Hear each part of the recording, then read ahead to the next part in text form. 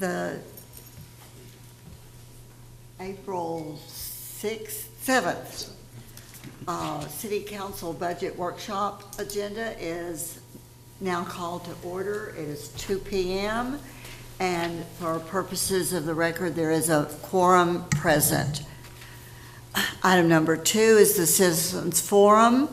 Persons desiring to address the council must limit their presentation to no more than 2 minutes. Unless an item is posted on the agenda, the Texas Open Meetings Act prohibits the council from responding to any comments other than to refer the matter to a future agenda, to an existing policy, or to a staff person with specific factual information.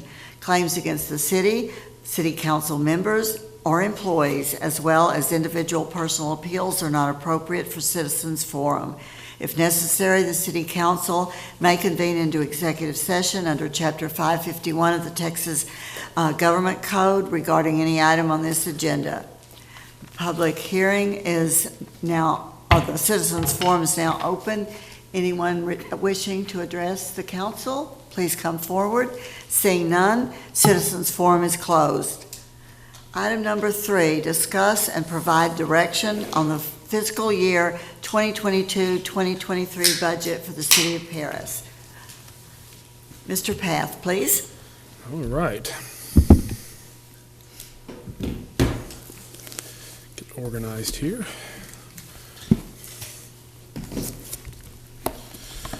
Okay, well, good afternoon, City Council. So glad to have those here that can make it today. So we may have a few coming. I hadn't heard if the other 3 were not going to come.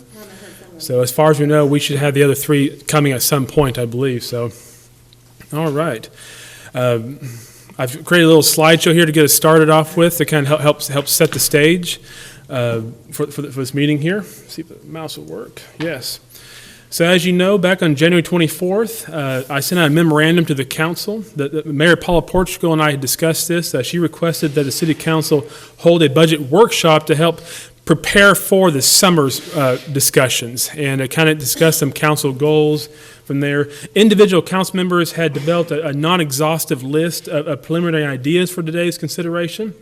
But we knew and agreed that goals should be discussed as a body, so we can set priorities, set what the overall council's goals are. So we knew this is an important meeting to have to help go through this list, create other items from this discussion here, and then work from there. So the goal of this meeting today is to discuss as a body individual council member goals, then examine these goals as much as possible today, and then develop if possible a subtotal list of the priorities from that list. It's always our goal to do every goal. That's what we want to accomplish, but unfortunately, that's not always possible. So hopefully we can develop a priority list that gives us some focus to go on as a council, as staff, as a city team going forward. And stop me at any point as we're going through this.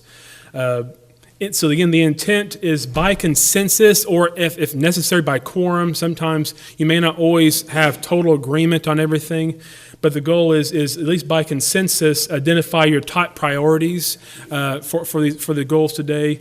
And then from there, we will work to incorporate as many as financially possible of those goals into the 22-23 budget. And now just some housekeeping real quick. These goals are for fiscal year 22-23, which is October 1st, 2022 to September 30th, 2023. We've already set our current budget as is. So anything we discuss today will most likely be for October 1st going forward. So. Now, as we're going through today, and as I looked at the pre-ideas for the goals that we had already, there are different types of goals. Some goals are budgetary in nature. Some goals have a fiscal note attached to them. That's the focus of today, is trying to identify goals that have a fiscal note attached to them. Some goals are policy in nature, that whether it's a code amendment or a new resolution or a new plan or a new policy or some kind of program. So those kind of goals, those typically can have a budgetary note also, but it's not always. Sometimes it's just a strict, we're going to change the code to this, or so those are always a budgetary nature. So we will try to identify which ones need to be budgeted for and which ones we need to map out as future tasks for council members and staff to work on, which we've had a lot of success recently. I know individual council members have worked with staff to develop some new goals for the community. I know we have a vacant building edits being made here. 5 and 5 was a council members and staff work together. So we've had a lot of excellent success working as a team, council members individually and staff on kind of non-budgetary goals, and so we work on those together. So again, the difference between budget goals and policy goals. Budget goals, from today, the city manager and staff will attempt to develop price points for these. So as we get those today, we will then work over the next couple of months to try to put a dollar figure to that goal for next year's budget consideration. And once those are created, and as a part of our normal budget process, the city manager, I will try to incorporate all those into the whole casserole.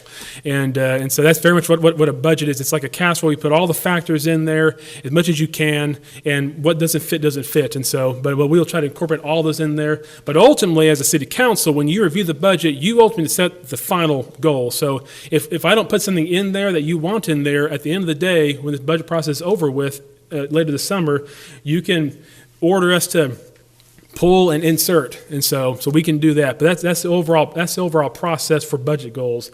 And again, policy goals, while not the focus of today as much given our agenda, but as these come up today, because sometimes you don't know if it's a budget goal or not, but as these come up today, we will identify those, and I will work to organize tasks to try to work on those, working with the council member or council as a whole, depending on what the goal is, and staff to start working on those goals. Now, as your city manager, some housekeeping things. You pay me to say some of this stuff here to help kind of tell you the truth on some things. Again, our agenda says discuss and provide direction on the fiscal year 22-23 budget for the city of Paris.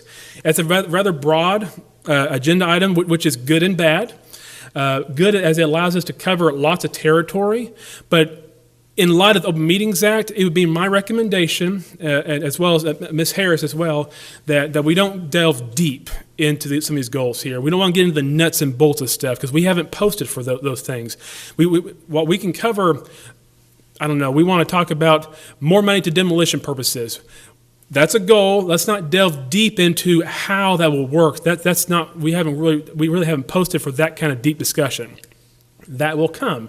That will come between staff working on these goals for you, staff council members working on these goals, or even future council meetings to develop those if necessary. So I would recommend that as we go through today, let's just try to stick at a higher level for identifying goals, and that way we can cover more ground too. If we get bogged down in one goal, we won't get done today, given we have a hard stop today for our next meeting after this. Also, as always, just please be mindful that while it is always city staff's mission to accomplish and implement all goals for council members, citizens, developers, bankers, builders, there's just only so much time and resources to do all things. And so we will do our absolute best to implement as much as possible within the resources we have, the time we have. But know that we don't always accomplish everything, but we will do our absolute best to get as much as we can done. And also, please be mindful that pursuant to our city charter, some goals might delve more into management areas, which falls under my role as city manager. So I would respectfully request that like personnel, performance, or operational administration fall more under my purview, which is again, under the charter there, so as you're, instead of creating a goal in some of those areas. But to this point, it is recommended that the council set the desired outcome of a goal. So as we're creating goals today, I would recommend that you try to set, this is where we want to be at. Then as staff, let us kind of help you get to that point. That's kind of what you hire staff for, so we can help you. We figure out the roadmap to get there, and you say, we want to get here, and we'll help you figure out how to get there. So again, the nuts and bolts stuff. And so that's what you raise lots of taxpayer money to pay us for. That's what be my recommendation. So, and again, it'll help save more time so we can get more goals discussed today. Now, to touch on budget timeline, again, that's going to be an important thing the next few months. The charter only has really one reference to the timeline, and it's section 45. It says the city manager has 30 to 90 days prior to October 1st to present his draft budget to the council, which is July 1st to September 1st. That's really all the charter really discussed about the timeline. Now, obviously, my goal is to get it to you more in the 90-day, get it to you as soon as possible. So that's always our goal as we're working towards. I'm going to use the word goal a lot today in lots of different contexts. So from there, April and May, department heads will work on their individual budgets. They will send to me their draft requests for police, for code enforcement, for parks, those things. Then in May to June, myself, the assistant city manager, and the finance director, we then review all those draft budgets, and we start working we have individual budget meetings with the department heads to figure out, okay, why is this, why is that, how is this working, do you need this, do you not need this, did you think of this? We have those kind of long discussions with department heads on that process. Then in June, it falls to me to then compile the budget and try to develop a balanced budget. That's one of the requirements of the codes is to develop a balanced budget. That's where I have to make hard decisions to try to figure, okay, he needs this, but she needs that. Council, we're working on all these goals here, and so I then work to try to fit everything into the budget to then present to you in July and August, so that we can then have budget meetings as a council, whether it's 1 or 10. The council sets that tone for that. And then from there, you can edit as you desire. Then after that, once we're done editing toward the middle or so of August, we then, by law and by code, we have to then issue a public hearing to happen in early September. And then once that's done, the budget's done. And then we start a new budget on October 1st. So that's a quick overview of the timeline. Now, just to throw it out there before we discuss here, I have a few things that I'd like to work on for next year if possible. But again, this is all part of the big casserole here. So some of these may fit, some of these may not fit. But some of the things that I've had my eyes on to kind of make you aware of is that we do, of course, have the second phase of our pay study to work on. We know last year we did the big push for the pay study. But as you might recall, given civil service requirements, we cannot do the full police and fire in 1 year. We just cannot financially do that. So we did 75% of that last year, but we have another 12.5 this coming year, and another 12.5 the third year. So I would recommend that we stay on track with that. Once we get the 3 phases done, we will then be comparable. So we're still falling behind. We're still behind on that. So, but this 3-year phase will get us to comparable by end of that. So that's one larger expense that we'll be looking to try to add to the budget this next year. All the other departments, we completed that in 1 year. So that was very successful last year. Well, this year, I guess. Airport department, as you know, we took over the airport operations as staff, and so this year we had to develop our best guess at a budget. So we're going to be fine tuning that pretty heavily next year. We've learned a lot about operations, a lot of excellent things, and but as you know, without having ever been doing the airport before this as a city, we had to just make best educated guesses. So there'll be some edits to make to that budget there that will have some financial impact to the overall budget for that department. Another big thing that you've probably seen in some of my weekly reports is the fire pension conversion to TMRS. All of our employees are under TMRS. Fire is not. Fire has a fire pension. That's not unusual. A lot of fire departments have that in Texas or across the country. It is a true pension.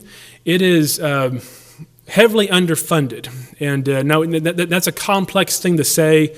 It's not as simple as saying we don't have money, because we have money, but when you look at actuarial studies, it's just not as simple as saying the money's there, it's not there. But these kind of pensions, we need to get ahead of it. We need to get ahead of this pension before not. And so we're working with Fire Chief McMonigal, the Fire Pension Board, as well as Finance Director Anderson.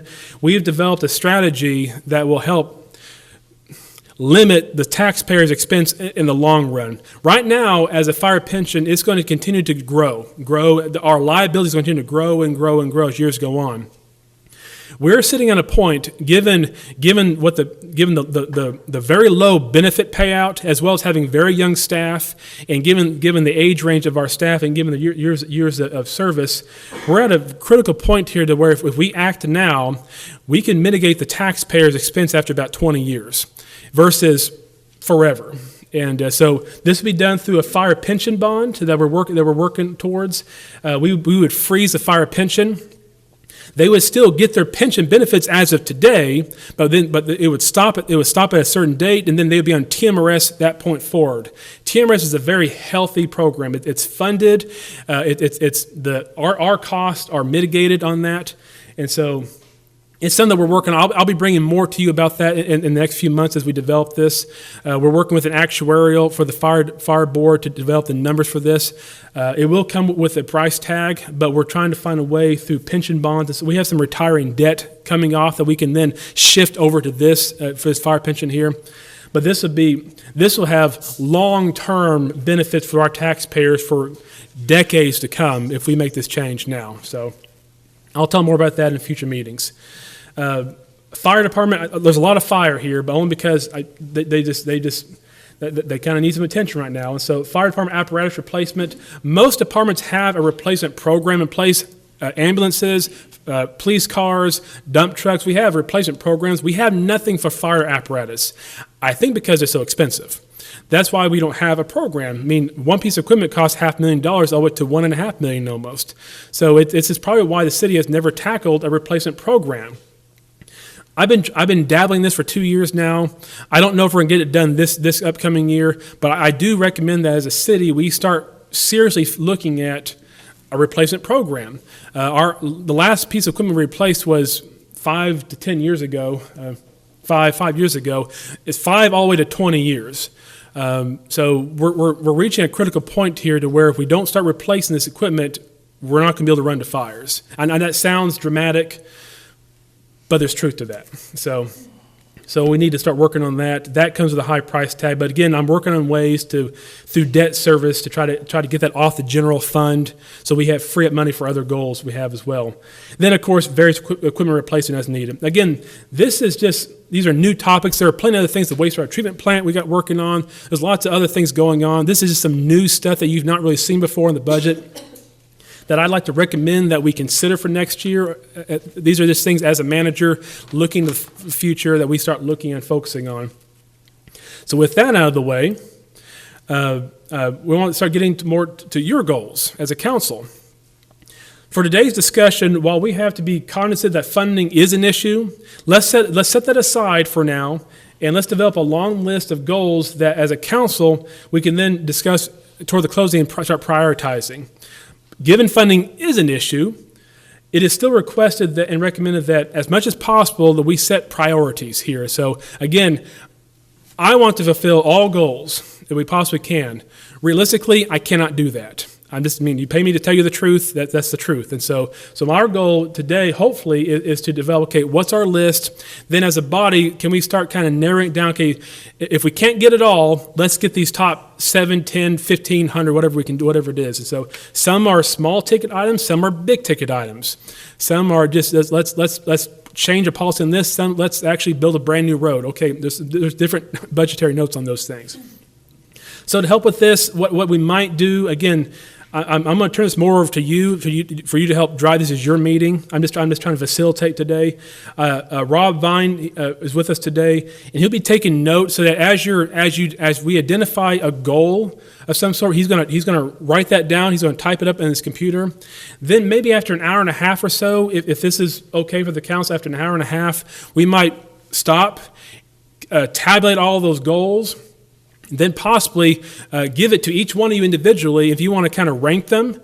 And like we do for board members, for the nonprofits, we can then use that as a means of determining what is the council's priority. I guarantee you will not all agree on 1, 2, 3, 4, 5 going to that point. That's just a reality. We have 7 different individuals here, 7 different backgrounds, and so some have different requests and different interests, and so I guess it could work out. Do we all agree the same top 5 or top 10 or whatever? But on the off chance that that's not the case, this process here can help establish as a body what you feel are the goals for the city, for the council. So if that's okay, he'll be doing that, and if you decide not to use it, so be it, but if you decide you want to use it, it'll be in the works, and we'll be ready to use that at the end of this. And then note, this as one final housekeeping here, we do have the joint P&Z and City Council meeting tonight at 5:30. So I would recommend that we may do a hard stop around 4, maybe 4:30, to kind of give everyone a break. Also give staff a chance to kind of rearrange the room. We're going to have a different setup in here for that meeting here for that. So and also after 2 hours of discussing budget, you might be ready to move on to something different. And so, but I recommend maybe a hard stop around 4:30 at the latest. So with that, okay. Let me hand this out to you all. This is the original memo that I gave to you. On the back side is the list of goals that you individually identified as individual members there. So I'll give it to you here so you can have it right in front of you. I also have it on the slides here.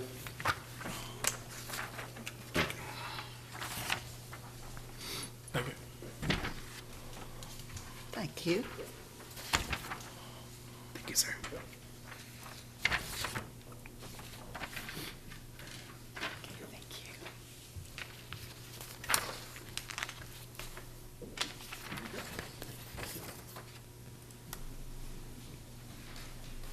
I've got extra copies here for staff, so pass that around, or may have to share. I think I only have 12 there. All right. Now, I've asked the department heads to be here today. They're here as a resource. I have not asked them to come and present anything. Again, this is y'all's meeting here. But as you discuss goals, if you do want to kind of flesh a few things out here, I've asked them to be here so that we, if I can't answer the question, they might be able to step up and help work through a few things if needed. So looking at your list in front of you there, some of the goals that the individual council members, and we compiled your list under certain categories here. There were some that were actually repeats, so I didn't repeat them again. But you'll see one topic was downtown. Implementation of the downtown tool plan, downtown lighting, which is currently in the works, the Grand Theater, and downtown revitalization, including neglected downtown buildings. Again, these are just straight out of the notes we received from individual council members. Next topic was code enforcement, which as you look at this is nuisance codes, this is building permitting, this is kind of overall all code enforcement is what I'm gathering from this list here. As more money for demolitions, have one code enforcement officer one Saturday per month driving, clean out ditches every winter, beautification, continued cleanup, and general residential and commercial code enforcement.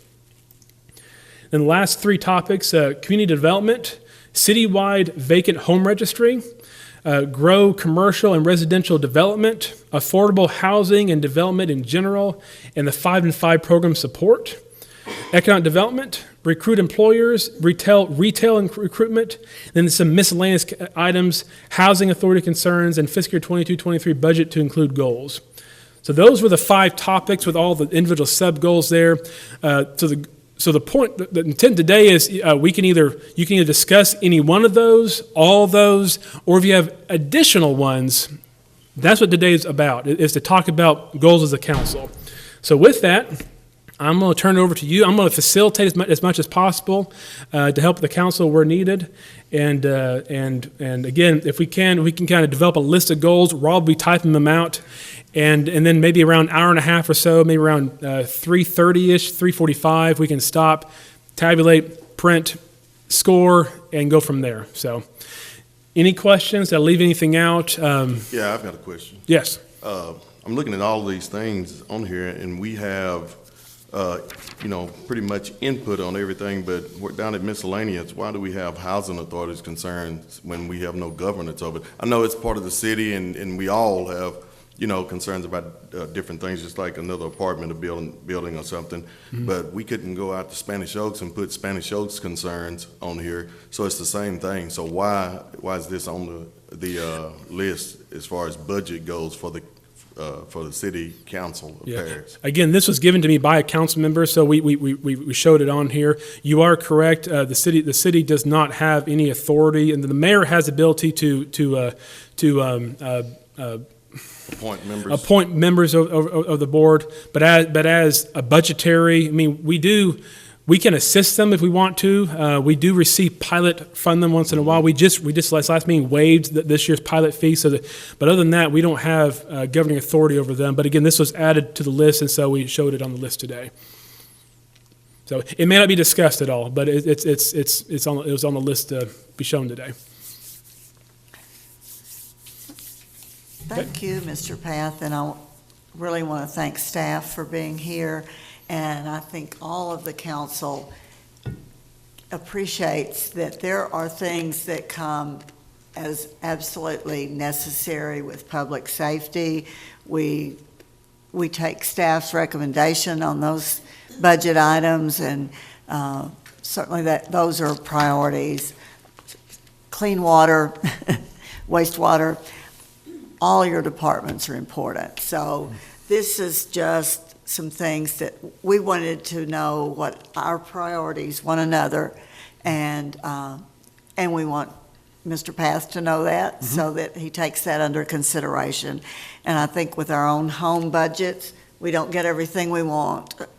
So we understand that too. But I think let's just start with the first item on downtown, the tool design plan, the lighting, the Grand Theater, and neglected or vacant downtown buildings, and the revitalization. And I think we're seeing a lot of that happening right now. And some of these are getting some help from private funding, but maybe the city needs to contribute an amount to. Yeah, and I will add to that. We just received word that I can't remember which department it is, but we are going to be pursuing another Main Street grant that we focused on downtown. And I know Rob Vine, Andrew Mack, and their staff are working with some local developers, some local business owners to send another application that has a city budget match requirement for that. Of course, we would probably work with some developers to help with that match as well. But we are working on some exciting things for some downtown. I know a couple of years ago we tried pursuing First Street Southwest. That one was not funded, but we have one similar to that, if not the same one that we're trying to go again for. So yes, we'll definitely be pursuing some downtown revitalization through that program. Great. Well, I just have a question about the lighting. Now, as far as the electricity aspect of that, how does that budgeted in? Is each business going to be paying for the electricity bill for the lighting, or how are we doing that as a whole for the city? I'm going to ask Mr. Vine to come up real quick. And so you've been hosting the meetings and chairing the meetings on that, and so. Mayor Pro Tem, Council, to answer your question very bluntly and honestly, is we don't know at this point. It's in the infancy of the program, and that's something that would be opened. We need to talk to the businesses to ask them, what would your involvement be? What would you be willing to do? What would that look like? It's been suggested that the city have some skin in the game to put money towards the lighting project. I think, and I think City Manager Path would agree, that I think the city's skin in the game is to be providing the maintenance. This would be just like another park.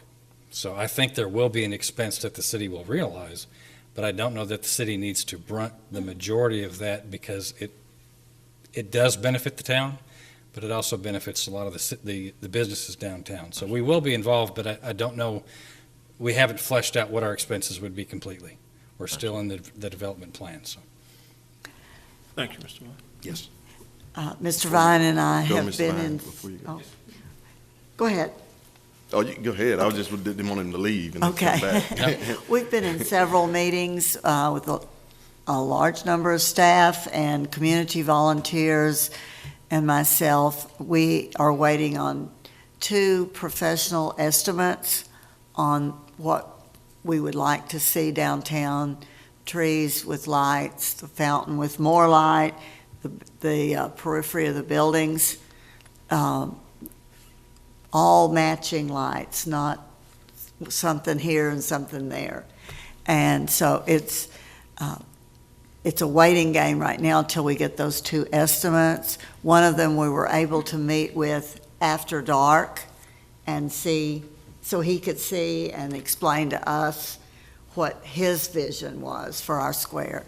And the other we just met with yesterday afternoon, and so I don't know how quickly we will get either of those estimates, but we have very good photos of what both gentlemen have been able to achieve with other cities. I do know, to go back to your question, if we wrap the trees with lights, from what I understand, there is an electrical outlet at the base of the trees, and I believe the city would probably foot the bill for those. But as far as businesses, I believe it's going to be on probably the businesses. And with LED lighting, it's not nearly the cost that it used to be. Right. So I did have a question, but I think the mayor answered it. I was trying to see what, to identify what we mean by lighting, but I think you're talking about the trees and then on the buildings, right? Yes, sir. And then There's a few different phases. I think one phase could be the base of the trees, another one could be the canopy, another one could be, I forget, the name of the light that goes across the street. Festoon, thank you. Thank you. And Main Street's been working with this program as well. So that would be another phase, and then outlining the buildings would be a fourth phase. Yeah, and I think you answered my question there too.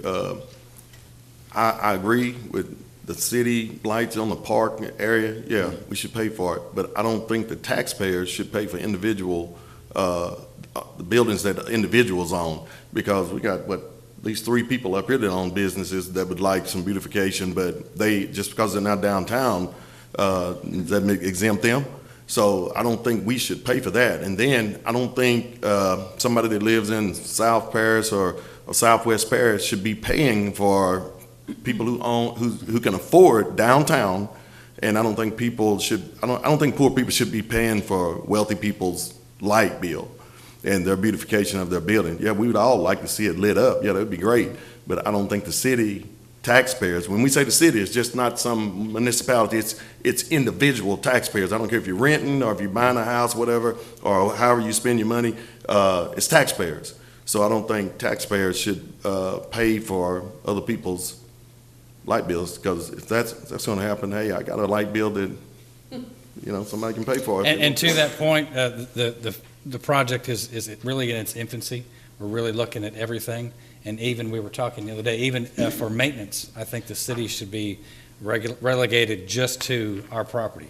We Right. really don't need to be on top of other buildings, fixing their lights or replacing their lights. So Right. it would be, I think the city's participation would be a limited scope. Because where does it end? Correct. Well, and you're more than welcome to join us in any of our committee meetings. We'd love your input. We've had one individual pledge $50,000 toward the cost of getting started. We've had another individual, a downtown business owner, who has pledged to buy all the lights that it will require to go around the downtown buildings. And then the plan is that each individual business owner would pay, of course, for their own electric bill. Good.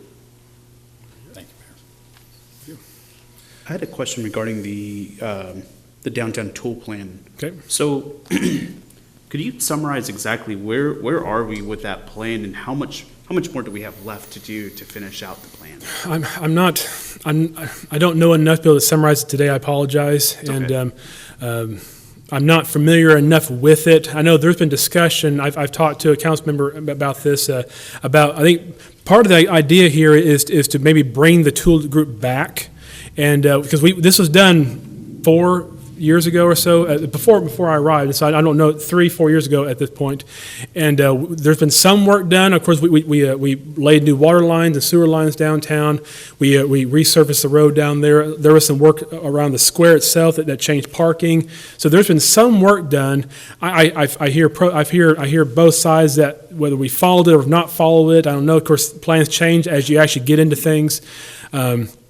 So I think the goal behind this goal is to kind of bring them back to see what have we done so far, and given what we have done, what makes sense to next. Now, to that, we are within a week or two of finishing our stop sign 90-day study.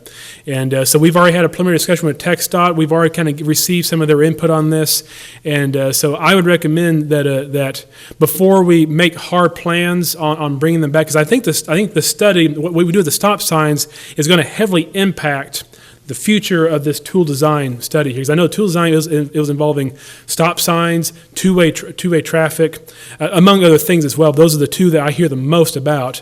So the stop sign study was to be the next phase to see of the tool design study, whether we're going to move forward or not. So we don't have the final report yet, so I don't want to give too much into that detail just yet. It's still confidential, but I recommend that we decide to bring tool back after we see that back, because that could change whether we want to spend the money to bring tool back or not.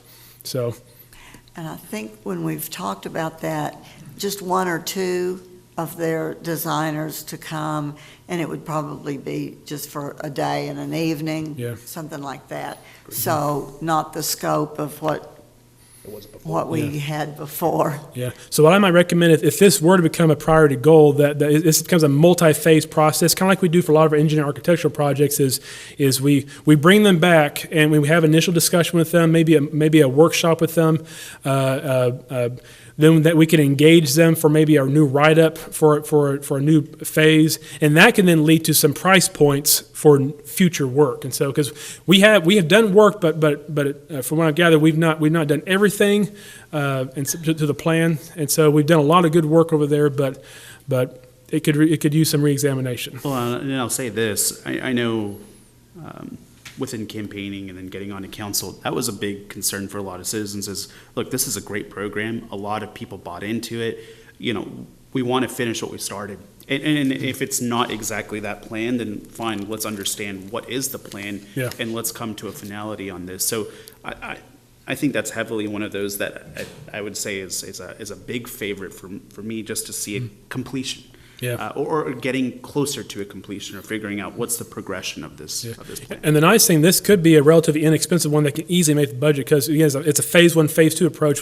Bring them back, pay them something to kind of come back, do maybe a reanalysis, a revision to the plan even, and then for the second budget after this one, develop some actual larger budget items from. Absolutely. So, I think one of my main goals is to, like you say, we know where to go next. Yeah. And we make those steps so that we can visibly see how the taxpayers' dollars are going toward that. Mhm. Because beautification is economic development. And if we're not doing something else downtown to keep the people who come here, it's a tourist destination. But if we don't keep them, they're not going to spend money. They're going to keep driving through town. good. Mr. Mack, community development and planning. I think it goes hand in hand with this item. I just wanted to take just a brief minute to reflect a little bit more on this question, if I may. With respect to the tool plan, what I would recommend is we do, at this point in time, Grayson alluded to the completion of the study of the 90-day stop. That's been scheduled for the first council meeting in June at this point with TxDOT. We'll be co-presenting from a staff level back to the council. We'll also be inviting Traffic Commission as well as Main Street Advisory Board to that meeting. What I would also suggest we could do at a staff level before we talk about bringing our consultants back would be to provide a matrices of the projects that were included as a part of the plan, which have been completed, which are still outstanding, and sort of a summary of that. And I think we could have that ready for you at one of your future meetings if you'd like us to bring that back to you. Thank you, yes. Anybody else? I would say one other thing, for sure, that downtown revitalization, including neglected downtown buildings, another big heart that I know many of us hear from citizens is, hey, listen, we're trying to do whatever we can to increase the beauty and the amazingness, if you will, of downtown to attract more people.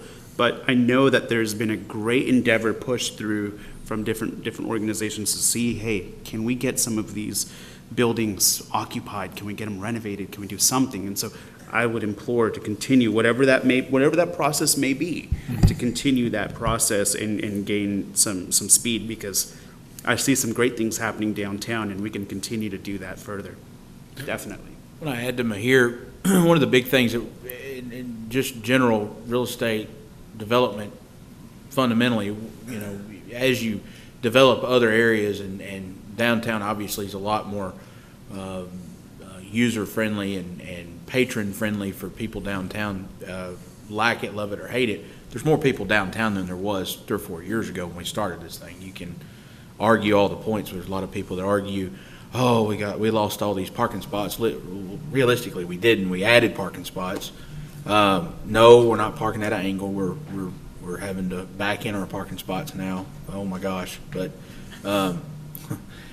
I talked to a lot of people about that. And I try to explain that to them. But the buildings that are vacant down there right now, we're seeing more tax base down there. We're seeing more appraised values. And as an appraiser, I've appraised a few of the ones that have came out of pretty much they were storage buildings a year or two ago. And I was really surprised at looking at some of the comparables and some of the data that's coming from downtown. There's some extreme price changes in a lot of those properties, because a lot of the other properties next door, restaurants that have come in, and then it's more conducive to a lot of foot traffic in the area, has put a lot to that. So in my opinion, we can try to push as a council to try to get those, but the best thing we can do, in my opinion, is continue to push in that same direction we're going. Get that tool design group to come back, and maybe you may have to tweak that plan that was originally there a little bit. I don't know, but if we luckily we can get our streets back to two-way, we harp on Sulphur Springs, but go to their downtown. It's full, and they have 800 to 1,500 people down there probably once every quarter. A big event. Steak Wars is coming back this year. I think we had 20 teams last year. It sold out in no time, and they capped it to keep it that way. Now we're going to close the street down. They're going to have, I don't know how many teams, 40, maybe 50 this weekend.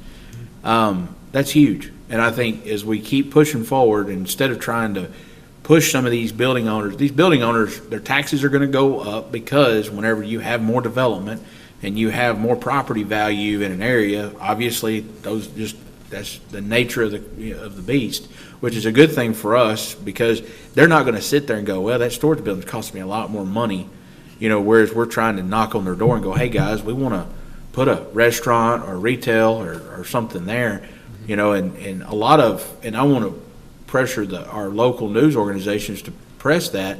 We get a lot of new businesses come in, and it's thought of in the community that we as a council, or maybe there's a committee, or maybe there's someone at the city level that is choosing and picking and choosing which businesses come to Paris.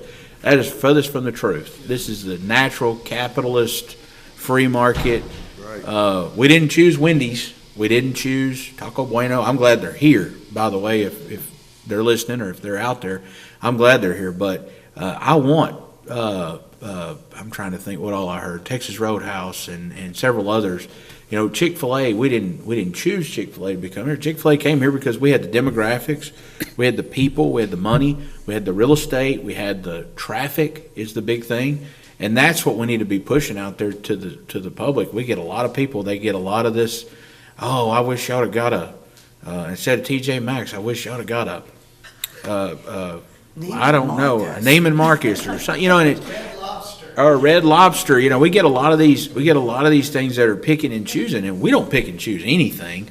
We're glad that what we have is coming, and we know that there's more coming, because we're positive and everything. But there's kind of a little bit of that distaste with people, and I want the public to understand that we as a council, if we were picking and choosing, I can tell you there have been other restaurants I'd have picked and choose. But I'm glad what we have is coming and coming back and employing people. And I think the biggest thing we've got to look at is keep pushing what we can. And I think the vacant buildings, I think the vacant lots, I think other pieces of real estate that we want to see change hands or maybe change uses is going to come. And it's going to come here naturally, and it's going to come a lot faster than I think we originally planned, which is huge. And that's not just us doing it. That's a Texas economy that's doing it.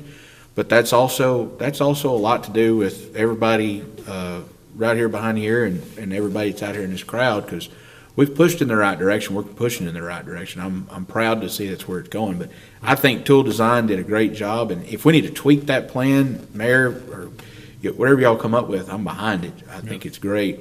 I think getting into that point of, hey, we want to kind of go to these people, and that's going to happen really naturally. And it probably organically would be better, in my opinion. There's other communities that have gone to them and tried to say, hey, guys, y'all got we've got a restaurant, we've got a retail store over here that's booming. Y'all need to pick up. Y'all need to, that's not in my opinion, a really good model to go after. There are communities that have done it, it's been successful. There's communities that have done it that it's not so successful. But I think if we just we've already set the stride. I mean, we've got it.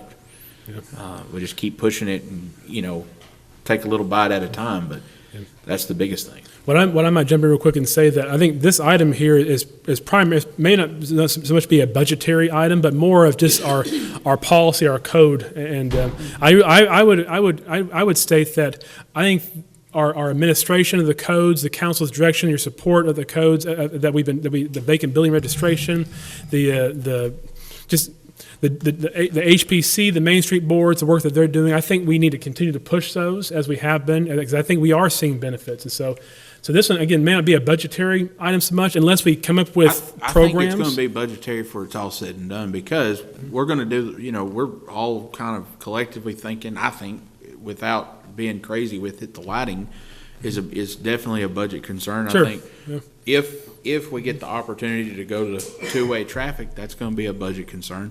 I think if we have, some more facade grants and things of that sort for some of these other buildings that haven't been really taken over by the end user yet, those are things that we may have to look at. And there may be some, what's our new economic development retail stuff that 380? 380, yeah. And that 380 stuff could be a budget concern on some of this stuff. So I think it's something we got to think in the back of our head. I don't think we have a number today, but Yeah.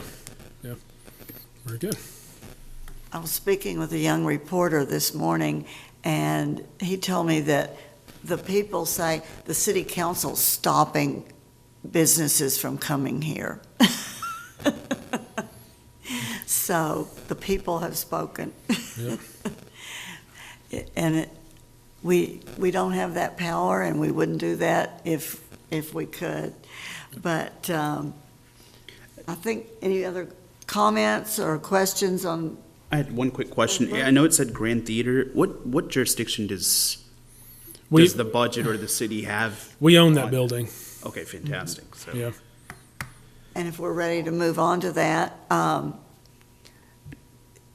the main roadblock to the committee getting that started and fundraising again, which was going pretty well, Mr. Lindsay, before the pandemic, but it's the asbestos abatement. And I think as the owner of the building, the city should provide that, and then let the fundraising and that committee do the renovation.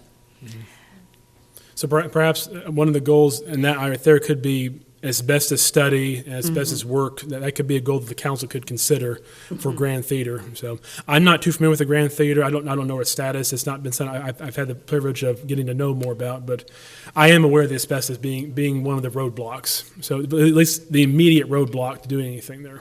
And I'll say, I completely agree. Because at the end of the day, if we as city don't show that forthcoming, positive nature of saying, hey, listen, this is our building, it's just laying here vacant, but we encourage you to go ahead and occupy this building or provide, improvements to your building, we should play hand in hand in that and say, okay, well, let's get it started. And if we're gonna work with a fundraising committee or whatever, let's play hand in hand with them and say, hey, let's get the ball rolling. And if we need to do an assessment or whatever, let's budget that out and see. I absolutely agree. And maybe that would increase more revenue for the city in the long run, in the future, once it's totally abated, renovated, and open again, Yep, something to be considered. So, yep. So what is the goal? I guess the mayor might know, what is the goal for the Grand Theater?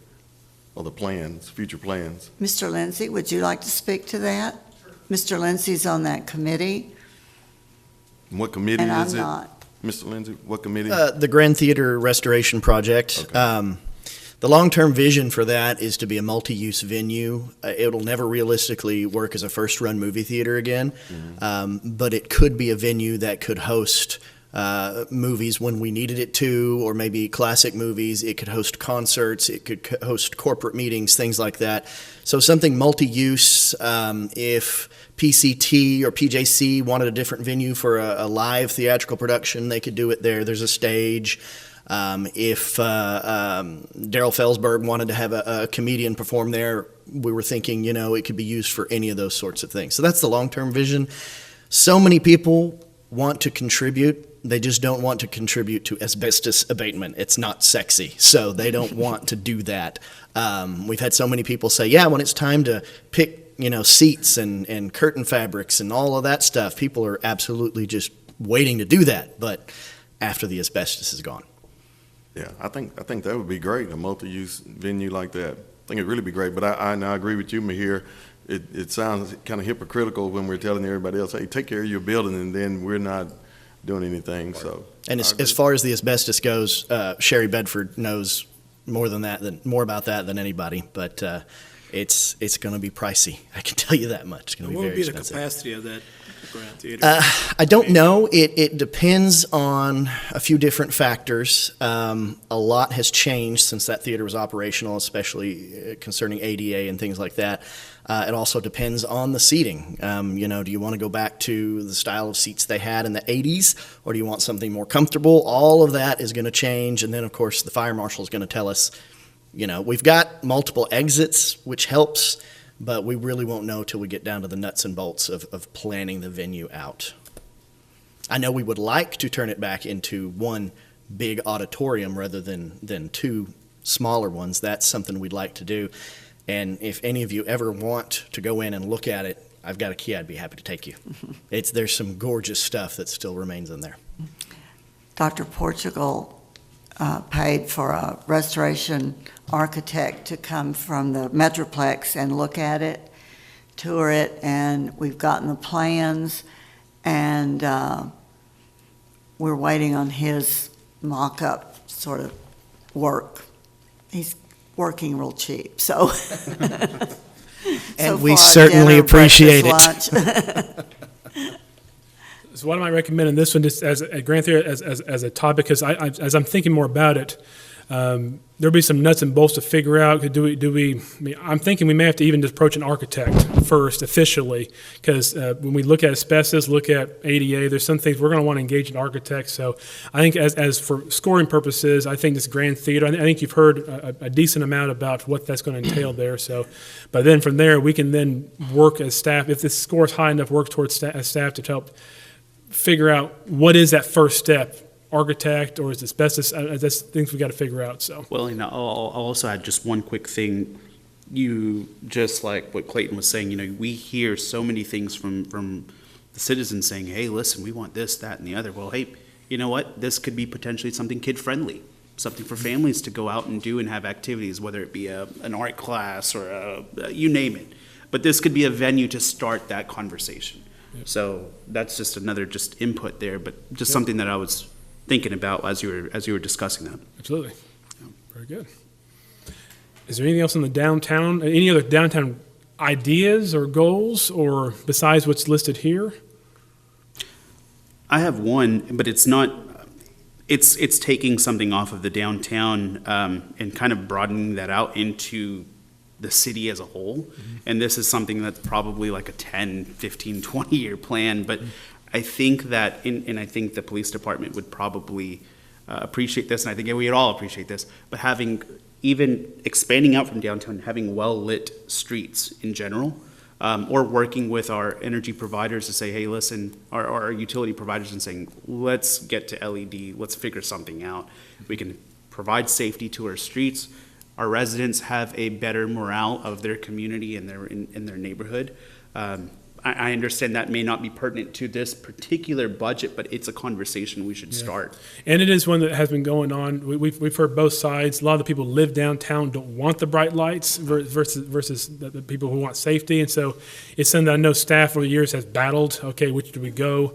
But it is an ongoing discussion. So I think we're trying to find the right balance in there to try to find a way to make everyone happy. So Hard thing to do. Find that. it's our continual strive to make everyone We'll happy. bottle it, sell it to other cities. Yep.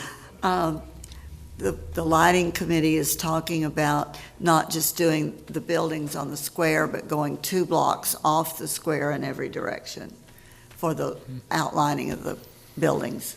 So that would be one thing to help. Because I think otherwise people stop right there at the square, rather than going down to see what restaurant or store is there. All right? Any other discussion on downtown? We'll move on to code enforcement. More money for demolitions. Yes, I will speak this real quick here. I know when I first arrived, we added, I saw Robert Talley here earlier, we added $20,000 or $40,000 to the budget for that my first year I got here, because we have a long list of houses that need to be demolished, but we have a budget that affords us not even a third of that each year. So we've been stepping that process up. We've purchased some equipment recently. I know Mr. Vine, Mr. Talley, Mr. Mack are working on some very intelligent ideas to help using that equipment, saving costs for roll-offs, working with our provider for the roll-off pickup, working with there's just some other avenues we're working there to try to make this more financially reasonable. So, but definitely more money to demolition would be nice, because we have a lot of houses that need to be torn down. We just cannot afford to do them all. And so hopefully between our equipment, the private crew, and some more money, we'll start seeing more of that happening. And because we don't want to not every house needs to be torn down, but once it's been condemned, it's been turned by the BSC, need to be torn down. We want to get it down as fast as possible, and we can't do that under the old budget. Is this a conversation about wish lists? Yes. Is that what this is about, wish lists? Goals. My wish is that we get to a point where we're not having to provide money to tear down houses, that we're able to get to the houses before they are in such bad shape that they have to be torn down. Because we're in a housing crisis right now. We don't have enough houses to put people right now. And all this effort to bring people into Paris with all these new restaurants and shops and industries coming in, they're still living out somewhere else and commuting into Paris, and we have a housing shortage. So my dream is that we can put this money to demolish homes into something that's going to, at some point, that's going to help us develop more houses for people, and maybe even provide at some point some, I don't know, assistance or something to help people, maybe teach them how to mow your yard and how to throw your trash away. And I mean, it's ridiculous how some people are allowed to live here. And, you know, there's too many of them to keep up with it. Yes. There's just too many people that are repeat code offenders. Yeah. And it's just, you know, it's getting out of hand.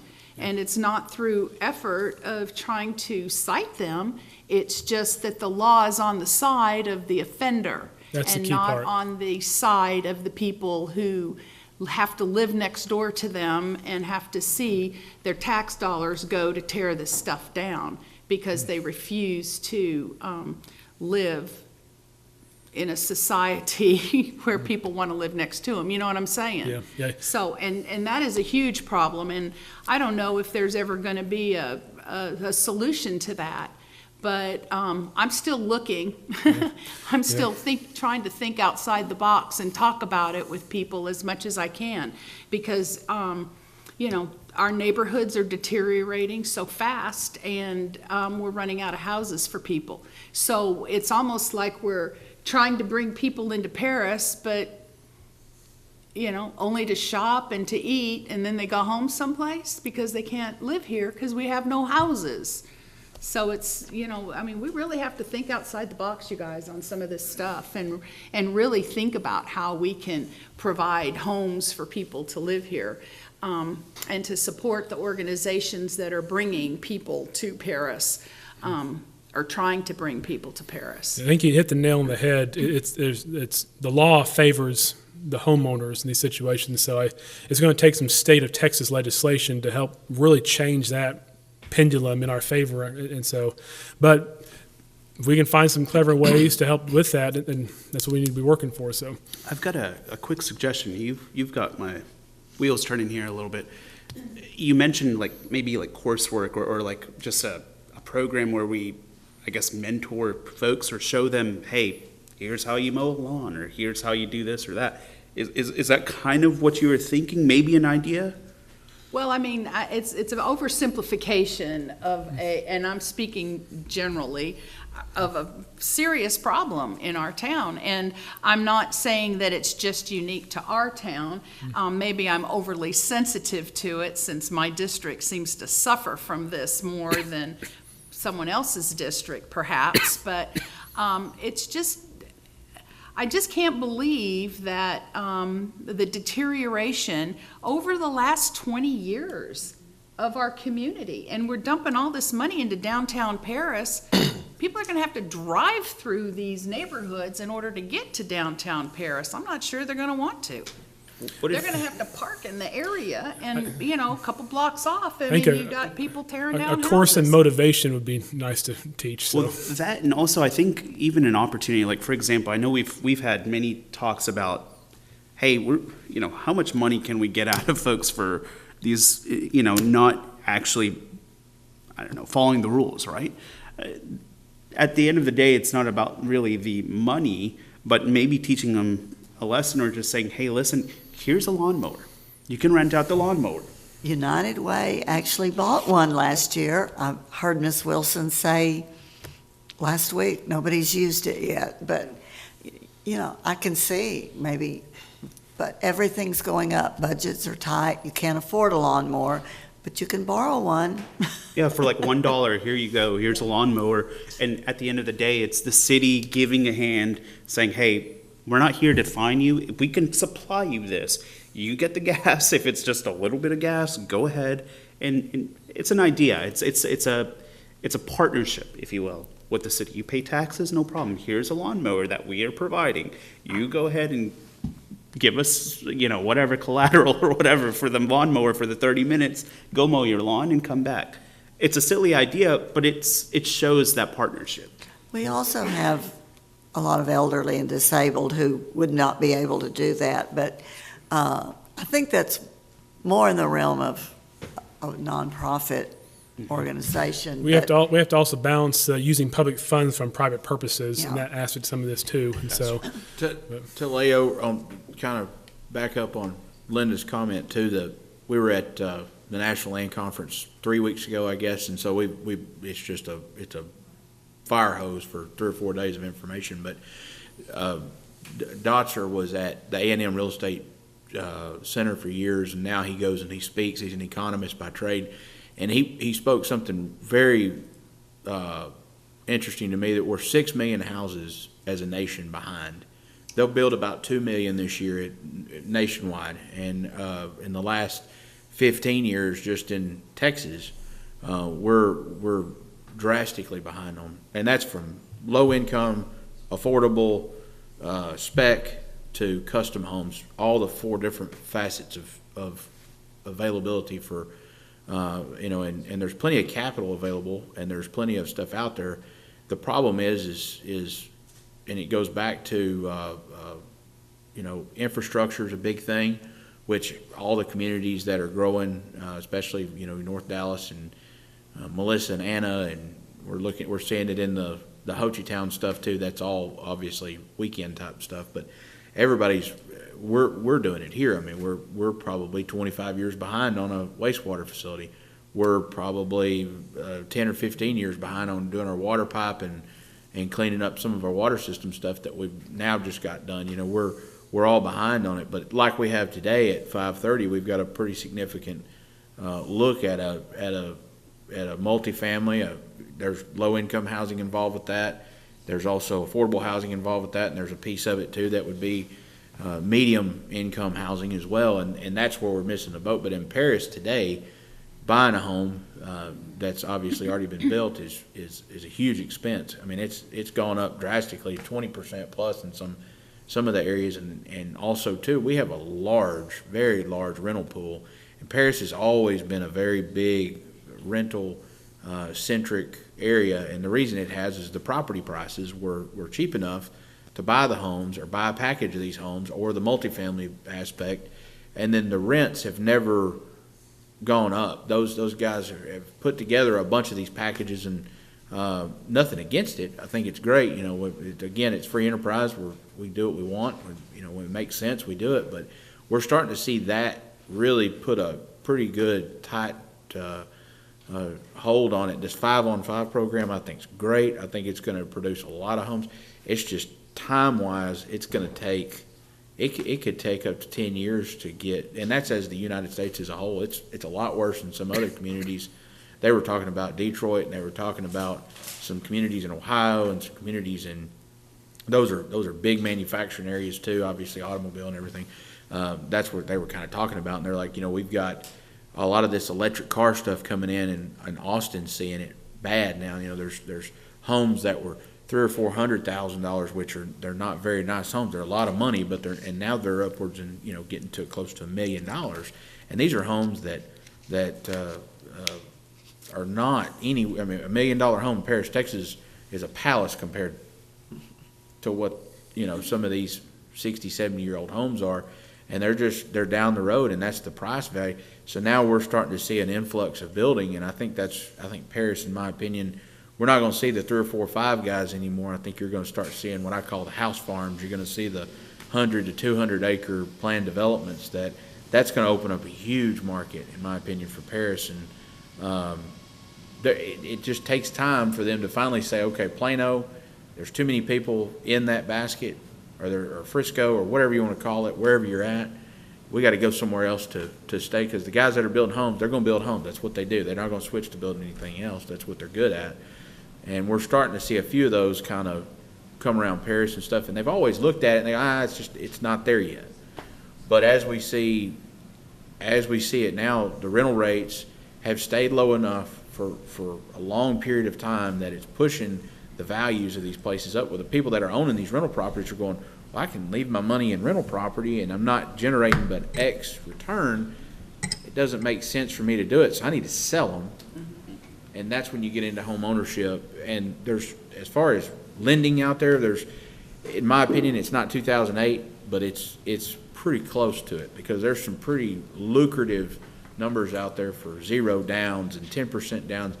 I don't know if that's something as a city that we ever want to even get into as far as advertising, but there's some crazy stuff out there for advertising as far as what they can get, what kind of loan they can get, what kind of capital is available. Whether you're talking a base model down at the very low end or all the way to the top, really.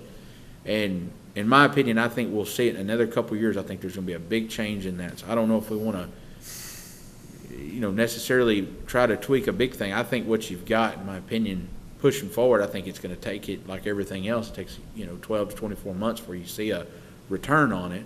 But this 5-on-5 program is huge. I mean, that's been a big talk, and you've got builders. We've got one out of McKinney now, and I think we've got a few more that have come in to do some more affordable housing. That's kind of an odd term now, but affordable housing 10 years ago was a totally different term. But building cost and lumber and shingles and all that stuff is high, and in my opinion, it's going to stay there. It's going to come down a little bit, but I mean, as far as building cost, we've been way behind it for a long time. Now it's finally pushed up there to where everybody else is. Ms. Hammond and Mr. Path and I have discussed the possibility of getting a housing assessment done for Paris to know the number of single-family homes, duplexes, et cetera, apartments, and we don't want to get a glut in one. What are our needs for each one?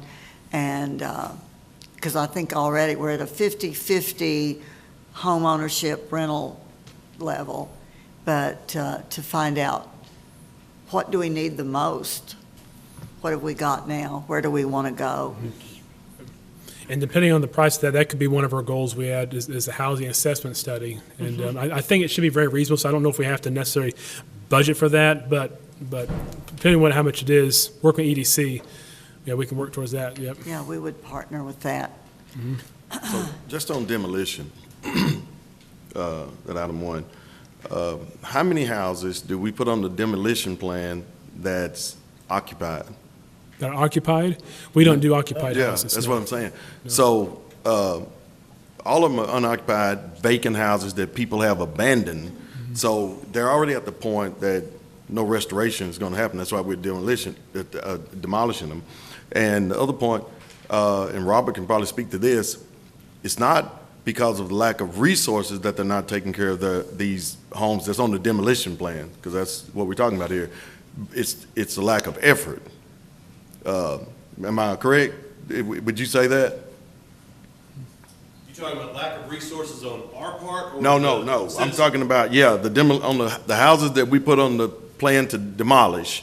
It's not because, they're not getting to that point because of the lack of resources. It's probably the lack of effort, because most people don't live there and that's why I asked that question. The people don't live there, they just abandon them. It might be a rental property or somebody that owned it and moved on, and they just left it. There's one right in front of our church that's the same way. They just won't take care of it unless you give them a fine. Right. And so it's just the lack of effort, not the lack of resources. Well, in what we normally see, it's a combination of both. A lot of people, because I will say that a lot of people, we are pressuring them. We're taking them to court. We're taking those steps, but they either get to the court situation or whatever path it goes down, they simply don't have the resources to fix this house. Yeah, They will live in that. it until it falls in on their head because Right. they have no other place to go. And a renter It's their will rent home it. place, right? So usually, yes, by the time they get out of that house, it's immediately on the demolition list because we've already been watching it. And when I said the lack of resources, I mean, they can come and mow the yard, they just don't. Right. It's the effort part. Yes, Yeah. and it is definitely, it's a combination of both. And like I said, it's very difficult because when you're dealing with, Detail. very impoverished people. Getting details. I saw Steph, I was, I saw Stephanie get up. Reads a little bit, but I was going to add to that we have, from my experience, I see a lot of homes that come before BSC because, grandma and granddad have died, and, the grandkids are all that's left, and they don't live here.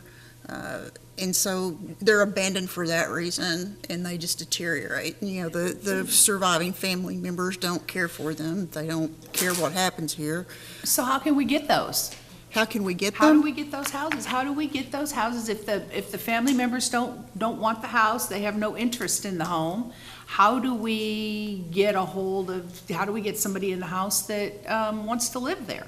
I mean, that's kind of a magical question there, and Well, it's probably off the topic for this meeting. I'll be happy to Perhaps. talk to you about it, and it's also an issue that we would bring Tracy Pounders into the discussion for. right. But yeah, we're getting kind of off So of. that's what isn't that what this is about? Talking about things we want to do, not the details? Sure. There you go. And then the details, like I say, you have some specific questions, I'll be happy to work through those with you and Tracy. Sure. We can maybe make a committee or a panel or something to look at that.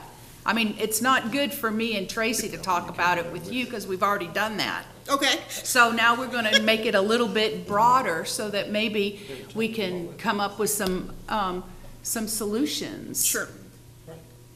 Would you like to be on that committee? Of course I will, if I'm All still right. here. And any other volunteers who would like to work on that committee with Stephanie and Ms. Knox? Oh, it'll be great. Hmm. Come on, y'all. I'm all committed out. Oh, I have a threshold. Thank you, Ms. Moore. I'm about to, but I'll be there anyway. What? Oh, okay. Ms. Knox and Ms. Moore, thank you for volunteering. Ms. Harris, thank you for volunteering. Did I just do that?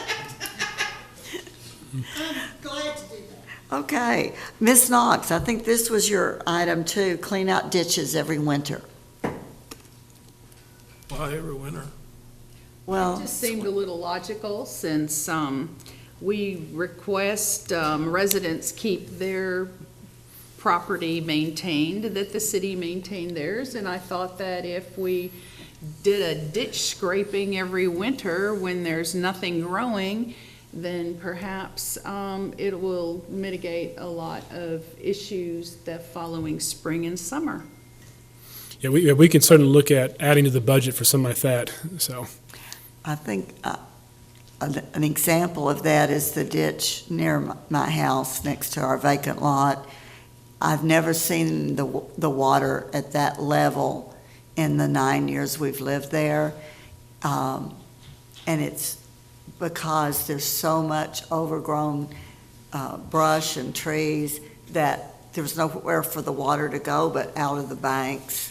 And I think, clearing that during the winter might help. I don't know, that's Mr. Smith's department, but. Yeah. Okay. I guess I would ask, just for general knowledge, I mean, how is the schedule made up of that? Do we go around like the community and say, okay, well, we see overgrowth here, clearly this is kind of the level that we're at, or maybe we need to like clean this one out? It says needed. I have a ditch list. Typically, we try to catch them as they get there. If we see them, we'll take care of them. But we do have many, many miles of ditches in the city of Paris. So people, when they call in, we'll put it on a work order.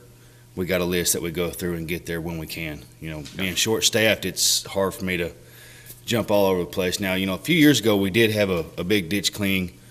I think about 5 years ago. We cleaned Big Sandy behind the police station and everything else. I'd love to get something back up like that again, but that also takes the funds to do that as well. That's a lot of fuel and equipment costing to go into that. But on the mowing and we just try to put it on a rotating list. Do you do or is there an opportunity to have a volunteer program that, hey, we publicize and say, we're doing a big ditch clean out, we need the community's help, let's come together? Oh, I would love something like that, and more volunteers, the better. Because I mean, that's free. That's volunteer work, right? And I can name a bunch of high school kids that probably need volunteer work. So that's something that we could look into as a free marketing thing to say, hey, let's work as a community. So in Camp County, the local jail, they had a truck and the county did it, but they cleaned up in town, they cleaned up out. But they took inmates that maybe had a certain time. We may already do that. I don't know. I know a few years ago they used to. When I say few years before my time with the city, they had something like that going on. Now there was a talk at one time that Mr. Rich can tell you a little better about bringing that back, but I don't know a whole lot about the detail. Like I said before, it was before my time with the city. And Judge may be able to answer this too. We may have several repeat offenders that they have to spend time to pay off fines and citations and things. I don't know, I'm just thinking out loud. City code enforcement is on our list of. Would you come forward, please? Because, I'm sorry, because I assume this is being recorded. We do Thank have you, Judge. a list of community service opportunities, and code enforcement is on there, animal shelter's on there, number of nonprofits. And so help is not very reliable, but it's there. Because I mean, you got the way that I always saw it down there. There'd be repeat offenders. Maybe they had several deals with the city of Pittsburgh or something, and they would put them in the county jail to spend out those times. Well, of course, the city jail is dealing with Class C misdemeanors, which is a little different than the county situation. because they have, with a Class B and higher, they can require you stay in jail. And it's hard for me to, if you're indigent, you can't keep a Class C person in jail, so. Right. But you have to give them opportunity to either pay out their fines or work out their fines if they're indigent. And how that works is we have a list. If they want to work it out, they get $100 credit for each 8 hours community service, and we have a list, and they go to that list and work it that way. But the code enforcement is on that list. Those guys were working, was down in Pittsburgh this morning and drove through there and saw them on the side of 271. And then they have, the same guy's been doing it for 20 years. He's one of the old deputies, and I've known him forever. And every time I see him, and they've got a 1-ton pickup, and they'll usually have 6 to 8 guys, inmates that are, and I mean, they work. Them guys You may recall when we redid the police station that the facility, the state facility in Bonham sent crews over and they helped demolition, that sort of thing. Yeah. And I don't know if they still do that or not. I can speak to that. That was one that I was talking about that Rich knew more. So that the state program they're talking about is where state prisoners are put on a work release program, and they bring a crew out. We have already sent our letter in. The program was suspended during COVID, and so about a month ago I sent in a letter. We got with all the department heads who could use their services because they can clean out ditches, they can do demolition, they can paint, they can really do anything. In fact, I'm told that when this police department was built, that crew came in and they were the ones that gutted the building. So there's a lot of uses we can get out of them. But right now, the warden has answered and said the program is still suspended. So, but we're on top of the list for when they do open it back up. Then we can jump on top of that. And the cost to the city is basically we buy them lunch. We put somebody out there with them, we buy them lunch, and they're happy because they're not in prison. And you give them a Chick-fil-A sandwich, and they love us. So that's really the only cost to the city. It's a good program. Mr. Vine and I are just beginning work on a really big trash off next April in conjunction with the state Keep Texas Beautiful. Communities all over the state do on the same Saturday, and it's really huge.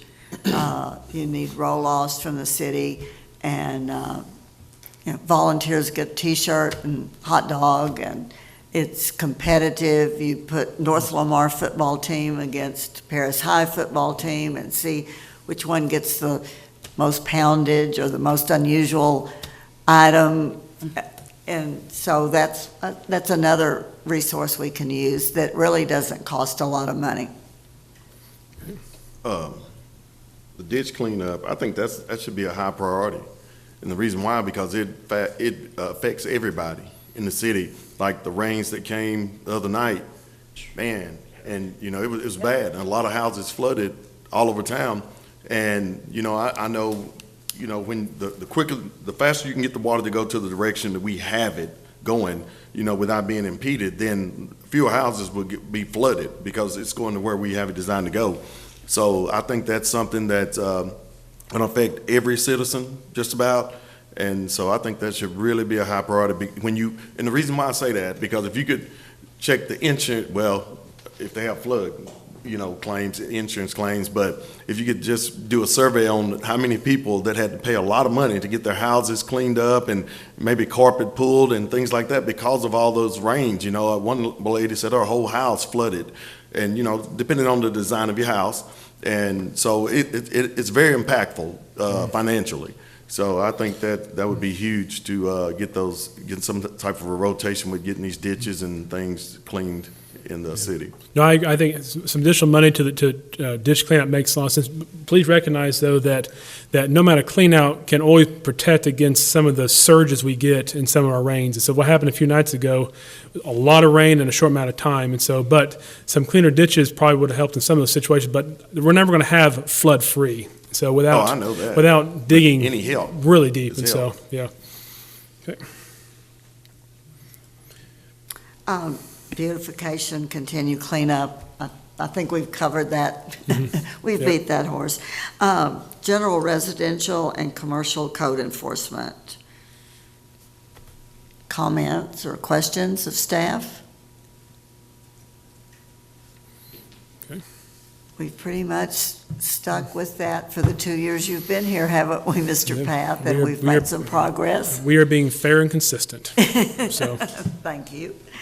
I want to talk about the mowing contracts. Could you explain to me about the mowing contracts for the parks and just overgrown lots? How do we advertise that, and what is the budget for it?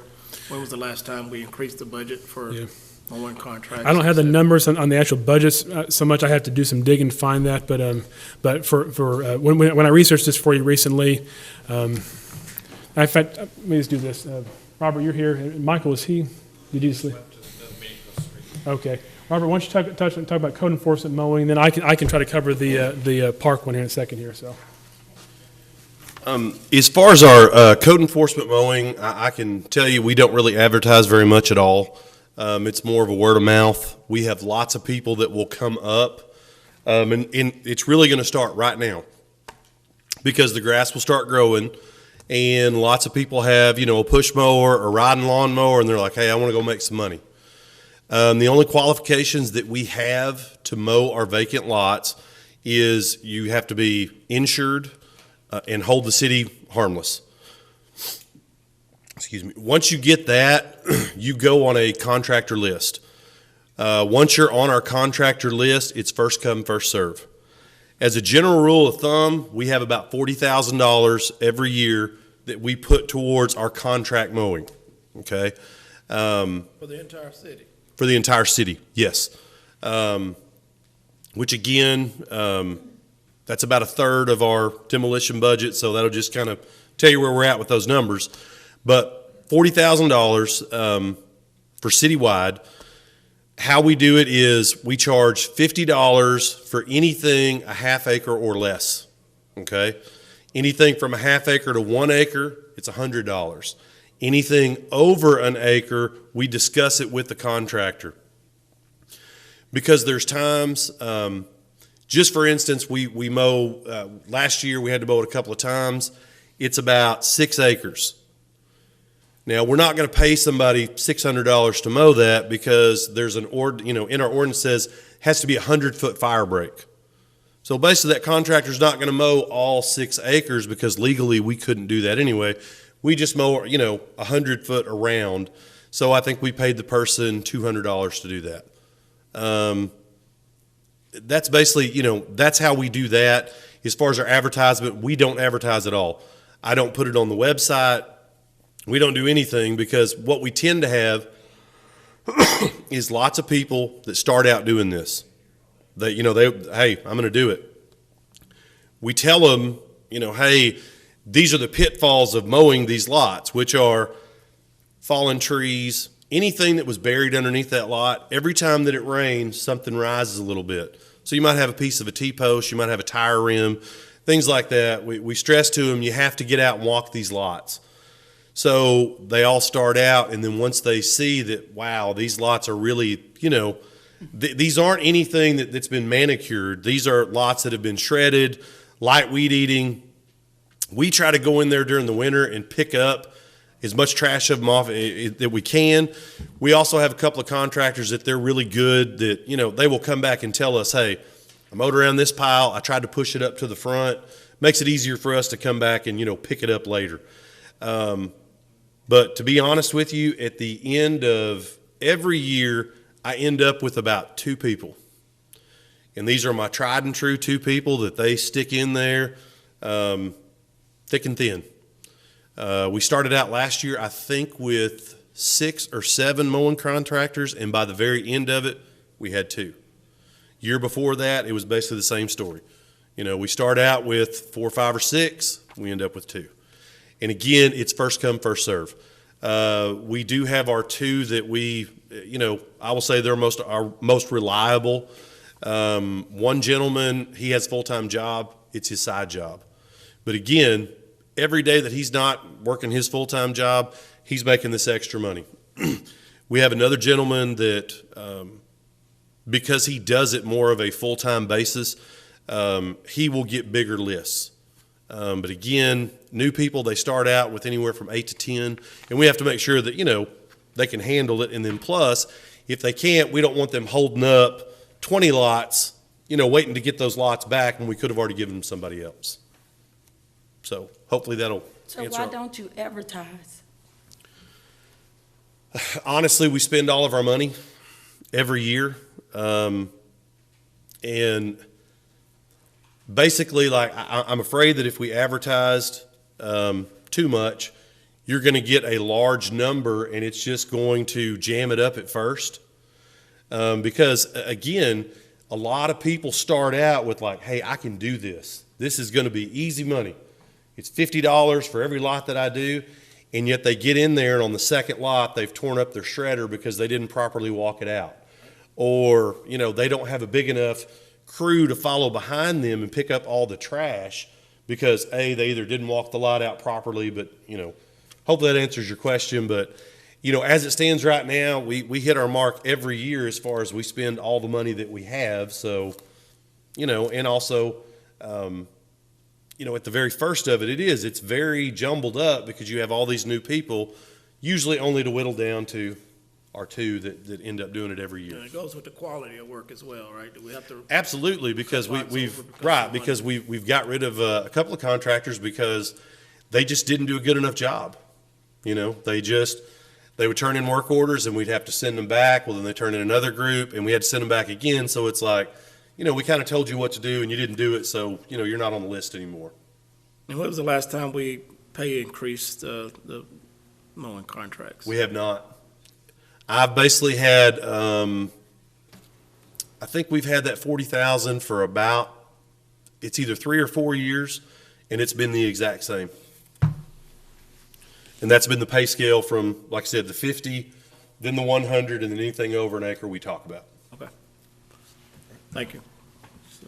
As for our park mowing, we have a 3-year contract with that. It was advertised, I think, 2 years ago, and so it'll be up for renewal either this next year or the year after that. And so that was a 3-year contract. We advertise so many parks. We get bids on the parks. I have seen that I'm going to change that up next time we do that. I've shared the information with you, Mayor Pro Tem Hughes. And so when we do, we're going to honor the current contract for now, but I do plan to advertise that this next year. Because right now we're on the mowing season right now, and so I don't want to get too far behind the mowing season. So you're just getting 3 bids and then going to the lowest bidder? Is that what we're going to do, or is it a different concept? My plan is we advertise all the parks, and because we need all the help we can get. Our guys are either doing ditches or doing parks. Right. So if we want to do more ditches, we have to have more parks contracted out, and so we ask them to give us a price for each park, and sometimes they decline them. What I want to do is have them as instead of giving a one winner wins all, I want to do per park. What's the lowest price I got for that park?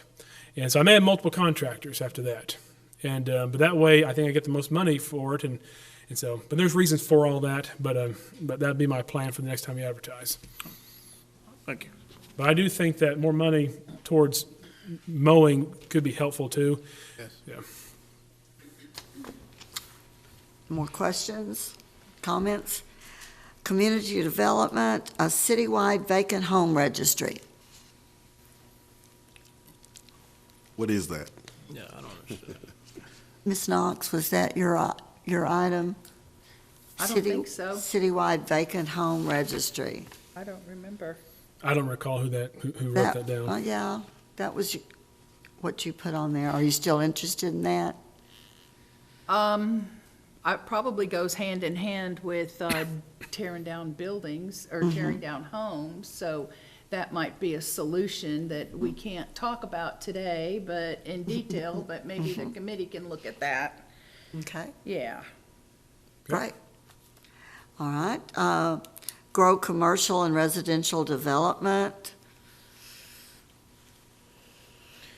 Only thing I could add to that on the grow commercial and residential development, and I think maybe tonight is going to be part of that too, but we've got developers that come in and some want a lot of stuff and some want very little.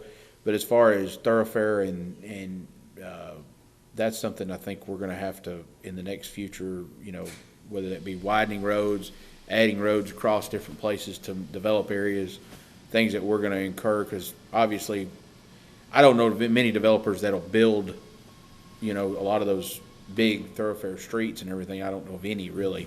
But as far as the city goes, I think it's something we gotta look at, you know, as a case-by-case basis, but I don't know if there's, and that's probably a bond issue more than. Well, it can be, sometimes it's not.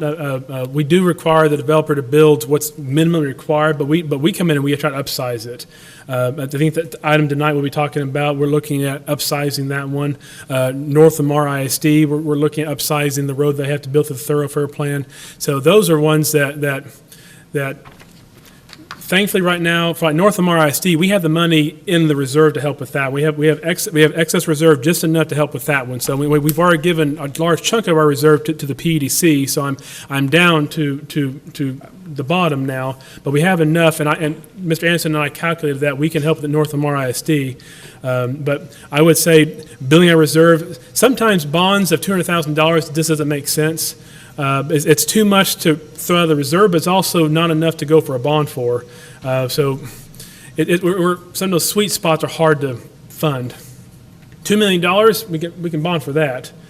But And it may be a thing like a package deal too. You may say, hey, we want to build a new street or wider street in maybe one of our new industrial districts that we're trying to push, that we're going to, you know, maybe that's a joint effort EDC type thing that we're looking at doing. And then also, we've got some residential and multifamily areas and commercial areas that need some either widening streets, maybe a whole new street that's not even there that maybe was part of the plan in the future. We just got to be fluid on those. I think that's developers are, man, they're hard pressed to build big highways whenever, you know, I mean, I'd love them to, but I don't get any. That's where partnerships, and when we upsize it, if they have to build what's minimally required, but if we want to upsize it, I think that's appropriate for us to jump in and help with that.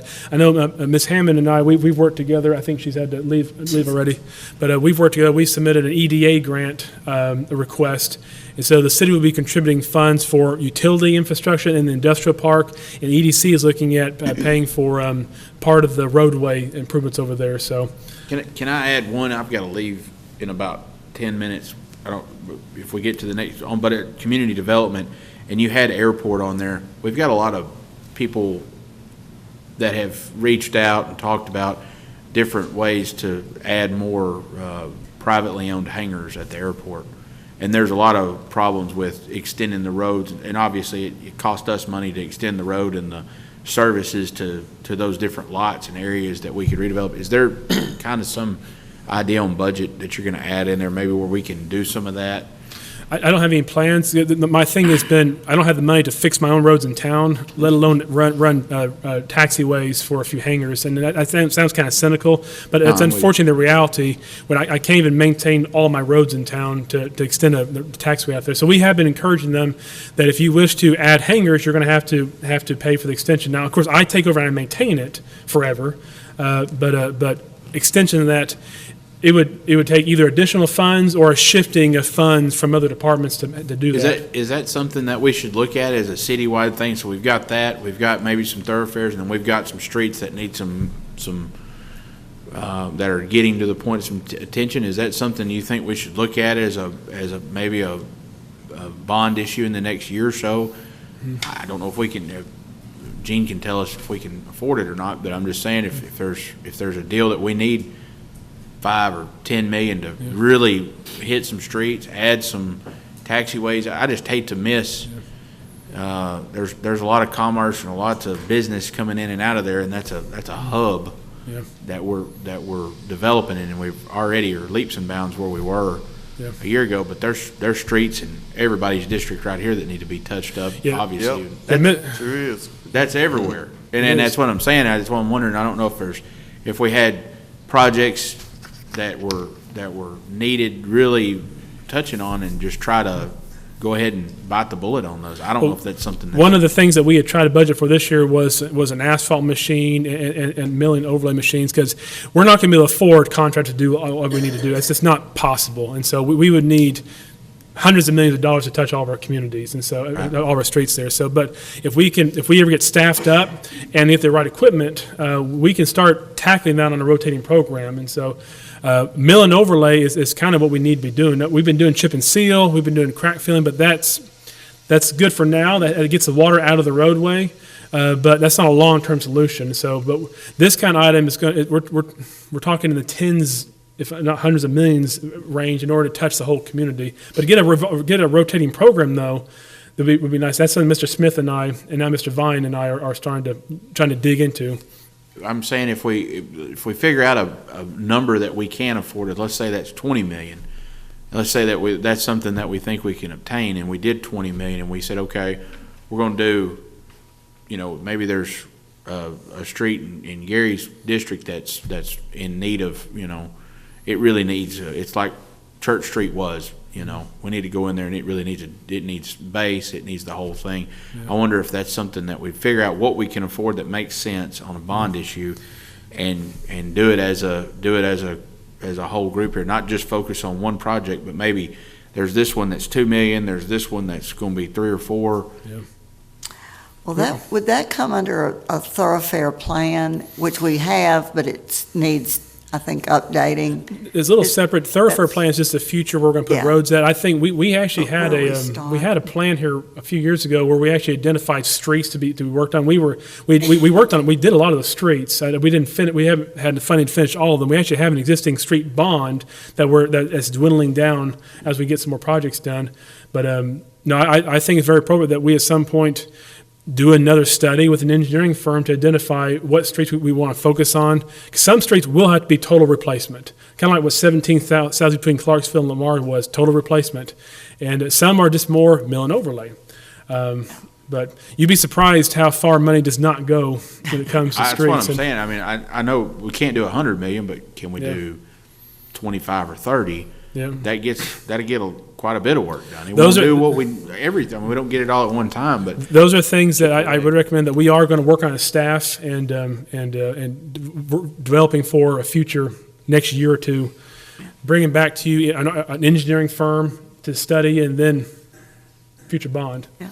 One of the things we're trying to work on now is, of course, the wastewater treatment plant. Yeah. And because ultimately the thing that I have to always remind myself is whether it's tax money or rate money, it comes out of the same pair of pants. And so we're trying to balance the overall picture of how much debt service, how much M&O tax, how much rates, sewer, trash, water, and because there comes a point to where you look at the whole basket as to how much do we want to charge our residents for. So that's what I'm trying to balance. And so. Big job. Let's not spend so much time on each item, because I think Mr. Path made the point. We don't need to work out the details, just the priorities. Affordable housing and development in general, I think we've kind of covered that. I've met with 2 developers recently. Mr. Path has on some of that, and I think the 5 and 5 program, I think that has support. Is there anyone No. think we should do away with it? No, absolutely not. And we've talked about, affordable housing, but can somebody explain to me what is affordable housing? Because I really don't think it exists.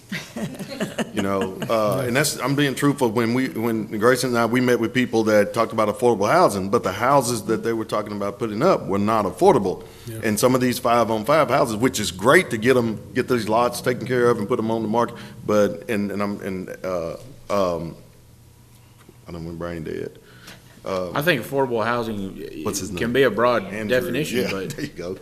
Yeah. It can be a broad definition, but I think affordable housing is first-time buyers. I think it's buyers that are coming out of rental property, and obviously we're getting people off the streets into rental, or getting them into some type of established home. They're obviously not ready for affordable housing yet, but there's a lot of people out there that are fresh out of college, fresh out of high school, going into the job world. That's where you're trying to get those guys, instead of going and renting, which I think even building and I agree, some of the houses they were talking about 100 and there's some $150 to $75 a square foot numbers. That's not affordable housing. That's nice. Yeah, Very, very We're nice putting them in house. housing, so we Yeah. just might as well take the affordable off. I mean, it makes it sound like Yeah. when I think City Square was affordable- talking about affordable housing, they were talking about houses that was affordable for lower income people, but I think this. you look at your government guaranteed loans, those type, and there's only certain types of homes and certain types of buildings that will go in those categories, Freddie Mae, Fannie Mac, all that stuff.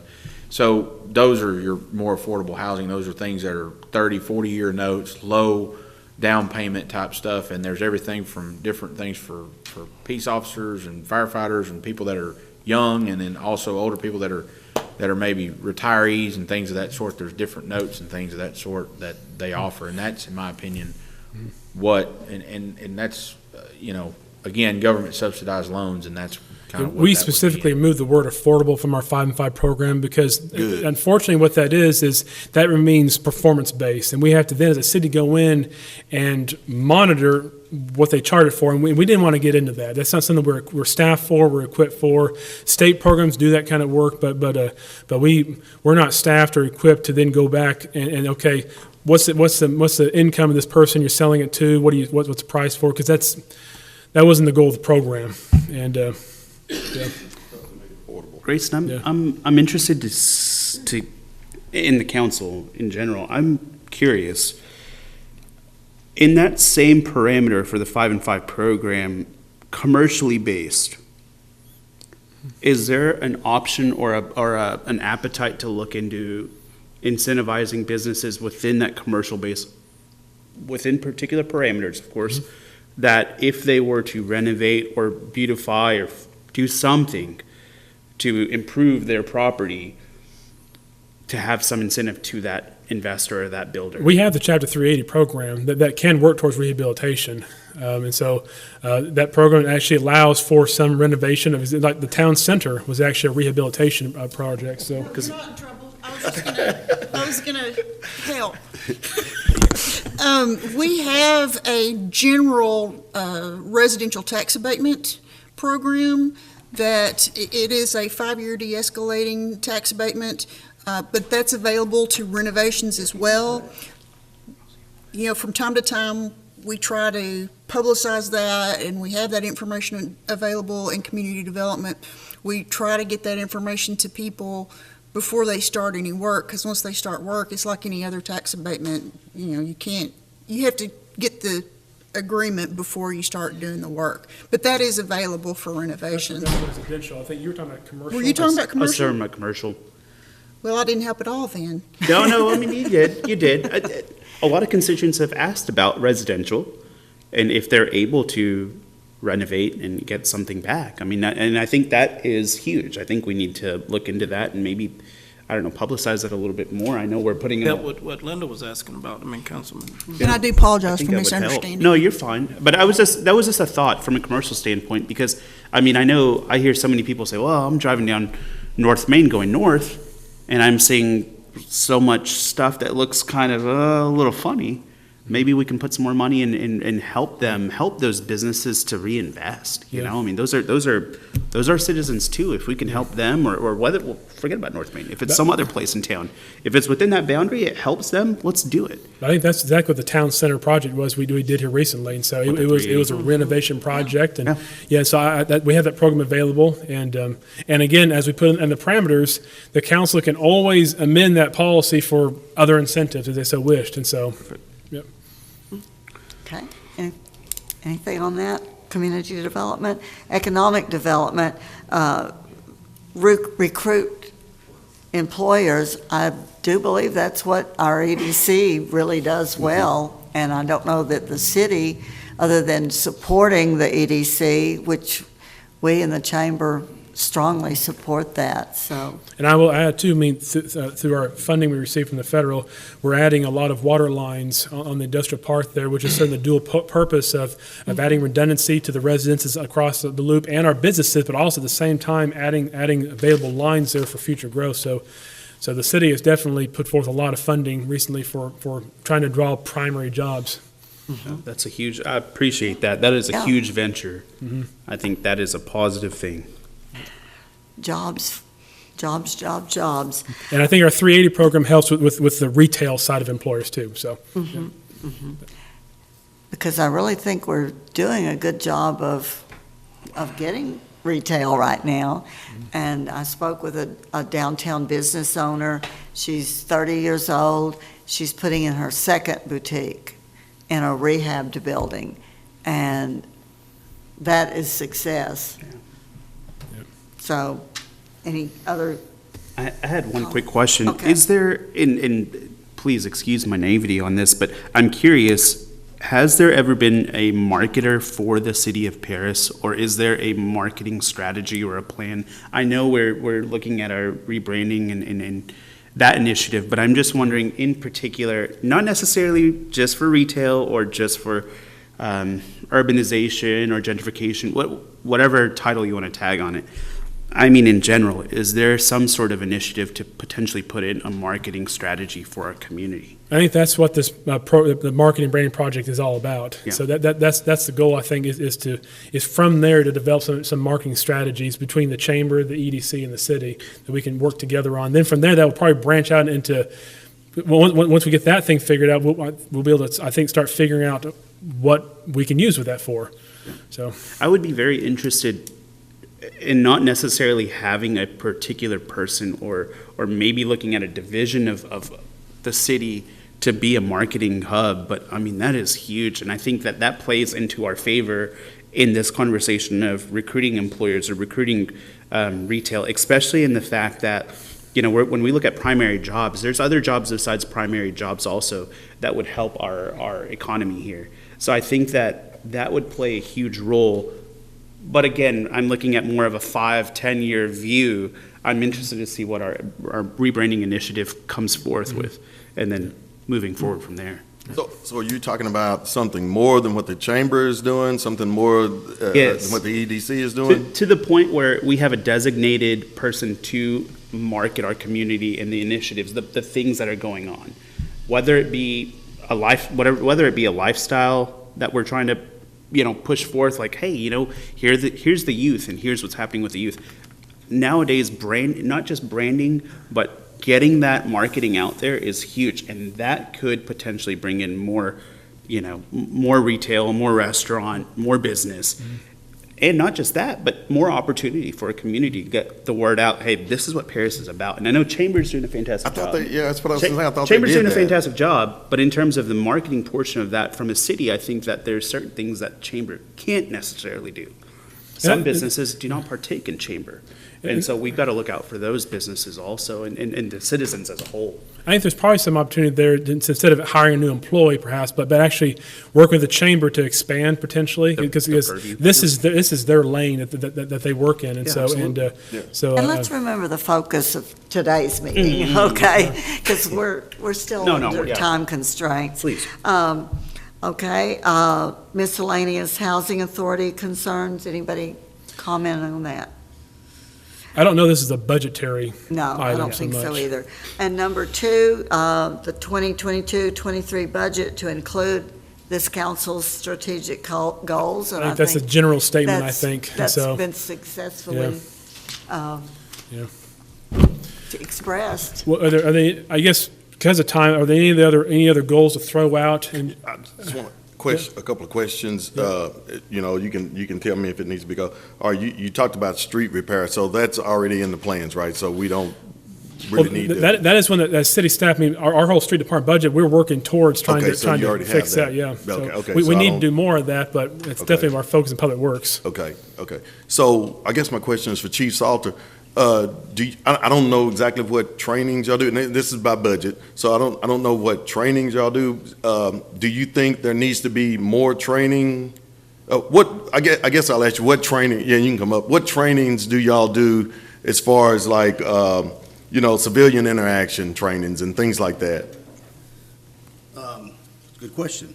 And I'm not just asking you in detail, but Right. I guess I'm asking you to stay on the mayor, so the mayor won't get on to me.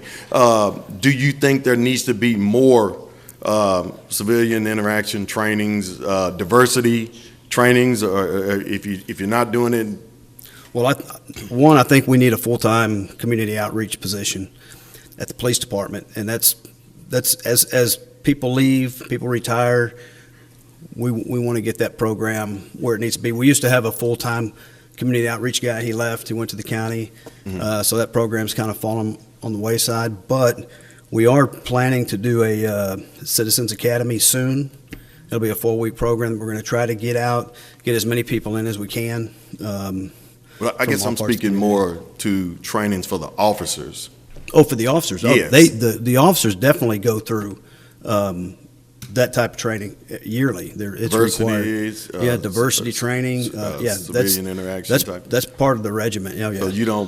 you don't think there needs to be more money budgeted for your department for more training, or, I'm just asking. More training's always better, but we do as much training as we can do now with the staff we have and still keep the streets covered. Okay.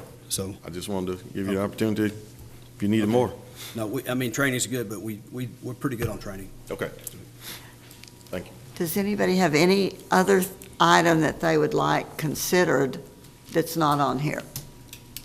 Just real quick, how will we advertise for, families moving into Paris with the youth? We don't have a community center for the youth or anything of that nature, not excluding the Boys and Girls Club, but, I do see all the time that people are complaining that we don't have anything here for the young adults or to do here in the city. So how will we entice them to move here? Well, that's not really been a mission the city has pursued in the past, and so it's It's a concern. It's a concern, yes, and so, but I think part of our strategic plan, maybe we need to definitely address that. And I completely agree with you. I mean, I think that's something that we all hear from our seats, Yeah, right? yeah, we do. And, I know, Reggie, you're talking about people moving in and choosing Paris to be their city to live and things like that. And then the ones that are already here. The ones here, we maybe don't the have anything chamber for the could youth. do something there too as well. we can definitely work to try to, on our website and Facebook and so forth, put out more information about what we have. We actually had an employee about a year and a half ago or so that she left for another position, that her job was community outreach and community involvement. So she got hired on during COVID, and so things have shut down, and so her position didn't really go anywhere, unfortunately. And then she took another opportunity somewhere else. But I think, as I understand, her role was to reach out to the community and help them understand what we have available, what we do, what's going on, Facebook, social media, going to meet civic groups and so forth. We end up repurposing her money to kind of beef up our code enforcement department, code enforcement and building permitting, because we didn't have the resources to fund both. And but that was a position we used to have. And so, but otherwise, some simple things, we could just look at our website and try to bring out more what there is to do. Is that what you're getting at, Mayor Pro Tem, or? Either that or build a community center for, really, it's the local families I'm more concerned with than necessarily the ones moving here. Okay, so a capital. They're just saying there's nothing to do for the youth here. So a capital project. Yes. So, well, and again, there might be an opportunity to partner with other groups in town that do some similar things like that. The Boys and Girls Club is one that we might be able to partner with to help with, I don't know, and so.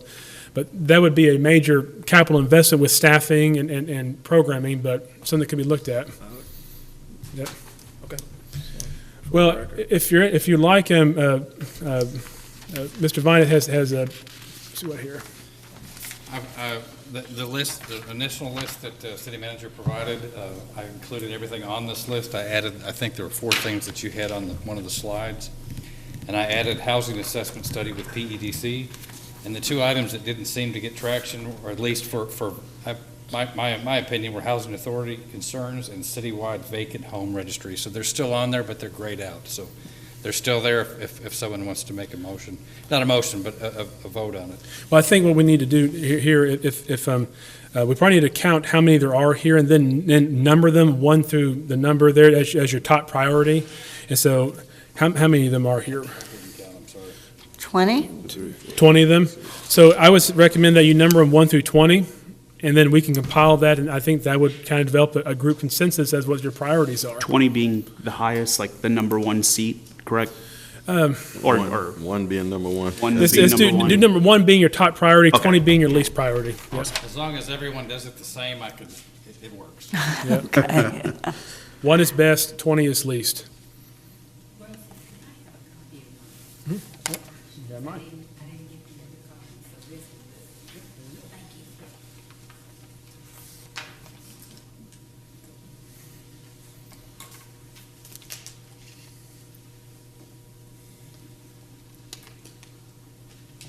If you want to go ahead and head out. Did we want to change affordable housing to just housing? I mean, did we say we wanted to take that word out, you guys? He did. I don't know why we have it here. I'm so sorry. Oh, Grayson said he did on our 5-on-5 program, so Oh, on I'm the like you, I would 5-on-5, take it, I'm not- just gonna mark it out here too. Yeah, I was going to say, let's just have Affordable housing in housing, general. it's I just mean, the housing. market will dictate whether it's affordable or, Yeah. you know Right. what I mean? That's fine. So that sounds good, okay. So you're just marking out the whole thing? No, Just, no, just affordable. Just, you can leave it there, it's just me. I understood the fire and police compensation. I thought that was a thing. That was a for sure thing. The only reason I added these to this is Uh-huh. that this was on a slide.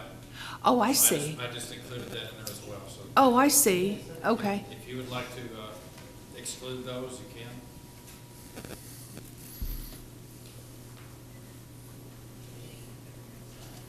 I don't, did we discuss the code enforcement? We never even discussed the Saturday code enforcement. I left that out. That's kind of more of a management matter. So I recommend that we leave that one out. Just leave So, it, Yeah, so put it as 20, yeah. okay. Did you mean for the fire department apparatus replacement schedule and the pension and the? No, I guess I didn't mean. That doesn't need to be, that's gonna No. be a for sure thing, right? Well, not for sure thing, but I guess I But- apologize, Rob. I didn't mean for those to necessarily be on there, I guess. I'm just putting those last. I'll break that up. Okay. Well, I just, I was just wanting some clarification if you wanted us to vote on that, but I understood that to be something that we can expect to see. Yeah, I would, I'm going to be working towards that, and so, yeah. I mean, if you go ahead and score for now. We're going to basically Okay. exclude it, and so, Okay, and okay, sure thing. the scoring will still work. Housing is, okay, so where am I? Okay. You're What day here. is I it? gotta figure this out. You're at City Hall. Excuse me, Assistant City Manager Vine. Look, I am an old lady. I have old lady, I have old lady eyes. Yes, thank you so much for, no, that's okay, that's okay. I'm just saying next time. Either that or I need higher prescription, or higher, like stronger readers. Okay.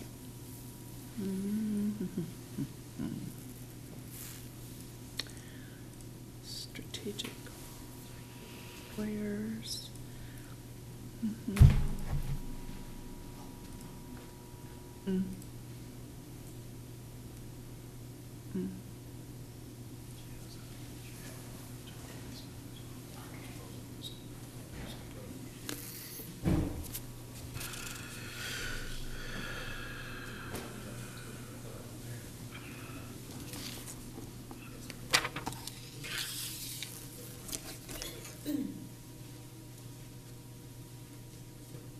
Oh, man, I done messed all this up.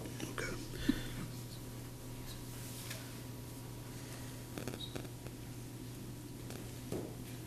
If you want to click them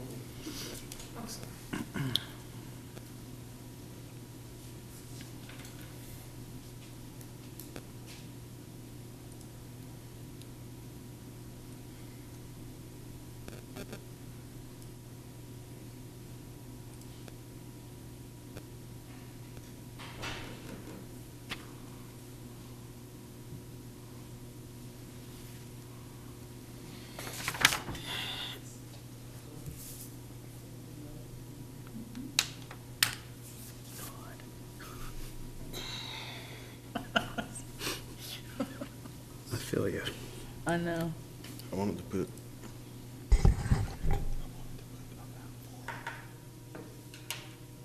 Some of these kind of overlap a little, don't you think? Yes, ma'am. I guess this is like a nominal group technique Yeah, kind of thing where we're prioritizing.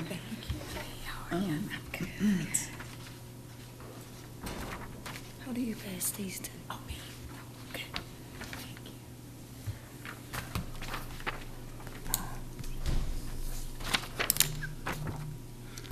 Sorry for my chicken scratch and, yeah.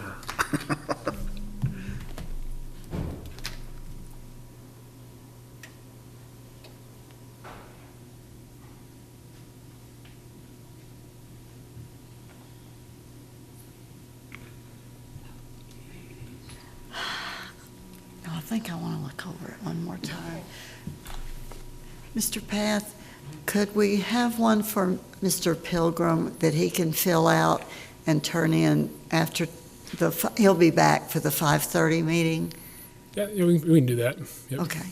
I mean, you can go ahead and figure it if you want to Yeah. for So the if- six that are present. Yeah. But then, So if you're okay, we can present the final tally at a later date. okay, thank you. Yeah.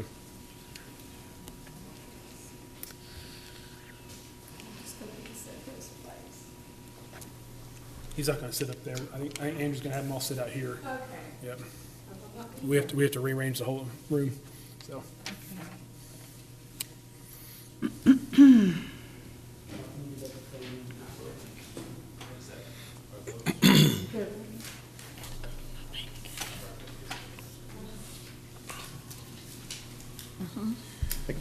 Can we get a copy of those, after you get, well, can we get them back when he gets through with them, or a copy? Yeah, we'll add it up and we'll. No, but Our names. the name is The there name where is- we yeah. checked. Okay, fill it out by your name. Yeah, But I'm sure they'll give us yeah, a I just copy wanted of for everything. later on to see how I scored.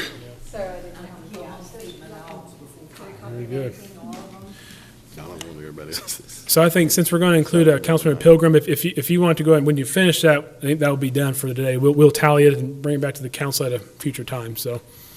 That's it. Or just email it to us if Yeah. you like. Yeah. Yeah. I can do that. Just, do you want the whole, I'll give you the complete, do you want your Well- individual one as well? I want my individual one, That was hard. so I can remember. It is. what I- You know. We want it all. Well, I mean, I thought we were, Oh, it gonna- will. is that what Okay. this is kind of Okay, condensing it okay. and sort of making it? That'll work. Well, it's to help prioritize the whole overall council's consensus of a priority. Because what you think is number one may not be what they think is number one, or vice versa, so. There's a lot of things that fell under code enforcement and a lot of things that fell under downtown. And Yeah, so what I will then do is I will then start going through the list and figure out which ones are budgetary items, start I see. developing price points, which are more policy-related ones. Do we need to develop a committee or a team to start working on? Which are management-related, and so we'll start kind of figuring out which direction to take each one. So some are just gonna be straight-up budget items. Well, I just said firefighters are a given. I mean, we already started that. That Yeah. to me is kind of Yeah. something that, Yeah. Yeah, I should have related to Mr. Vine. We didn't need to include those ones on there. That's my fault, so. but that's okay. I mean, Yeah. I just didn't We'll even pull it include out, them. I didn't so, include them. yeah. I mean, because I figured they were a given for, in my opinion. Yeah. You Yeah. know, Oh, my- We I started bet you it. I Yep. think we all Probably feel that already way. Is Stephanie still here? Yes, ma'am. Are we finished? You need What? to adjourn if you're gonna be finished. We still have one member filling it out. Oh, I'm sorry. I just had a question for Stephanie real quick, just, I mean, kind of a I think personal we can go thing. ahead and adjourn. Okay. To step aside. Okay. I mean, I don't mean to, I just thought if I had a minute, I can ask her about something. Item number 5, request items for future agendas. All right, item number 6, adjournment. I'll Make hear the a motion. We adjourn. Thank you, Mr. Savage. A second? I'll Ms. second. Moore? All those in favor, say aye. Motion carries.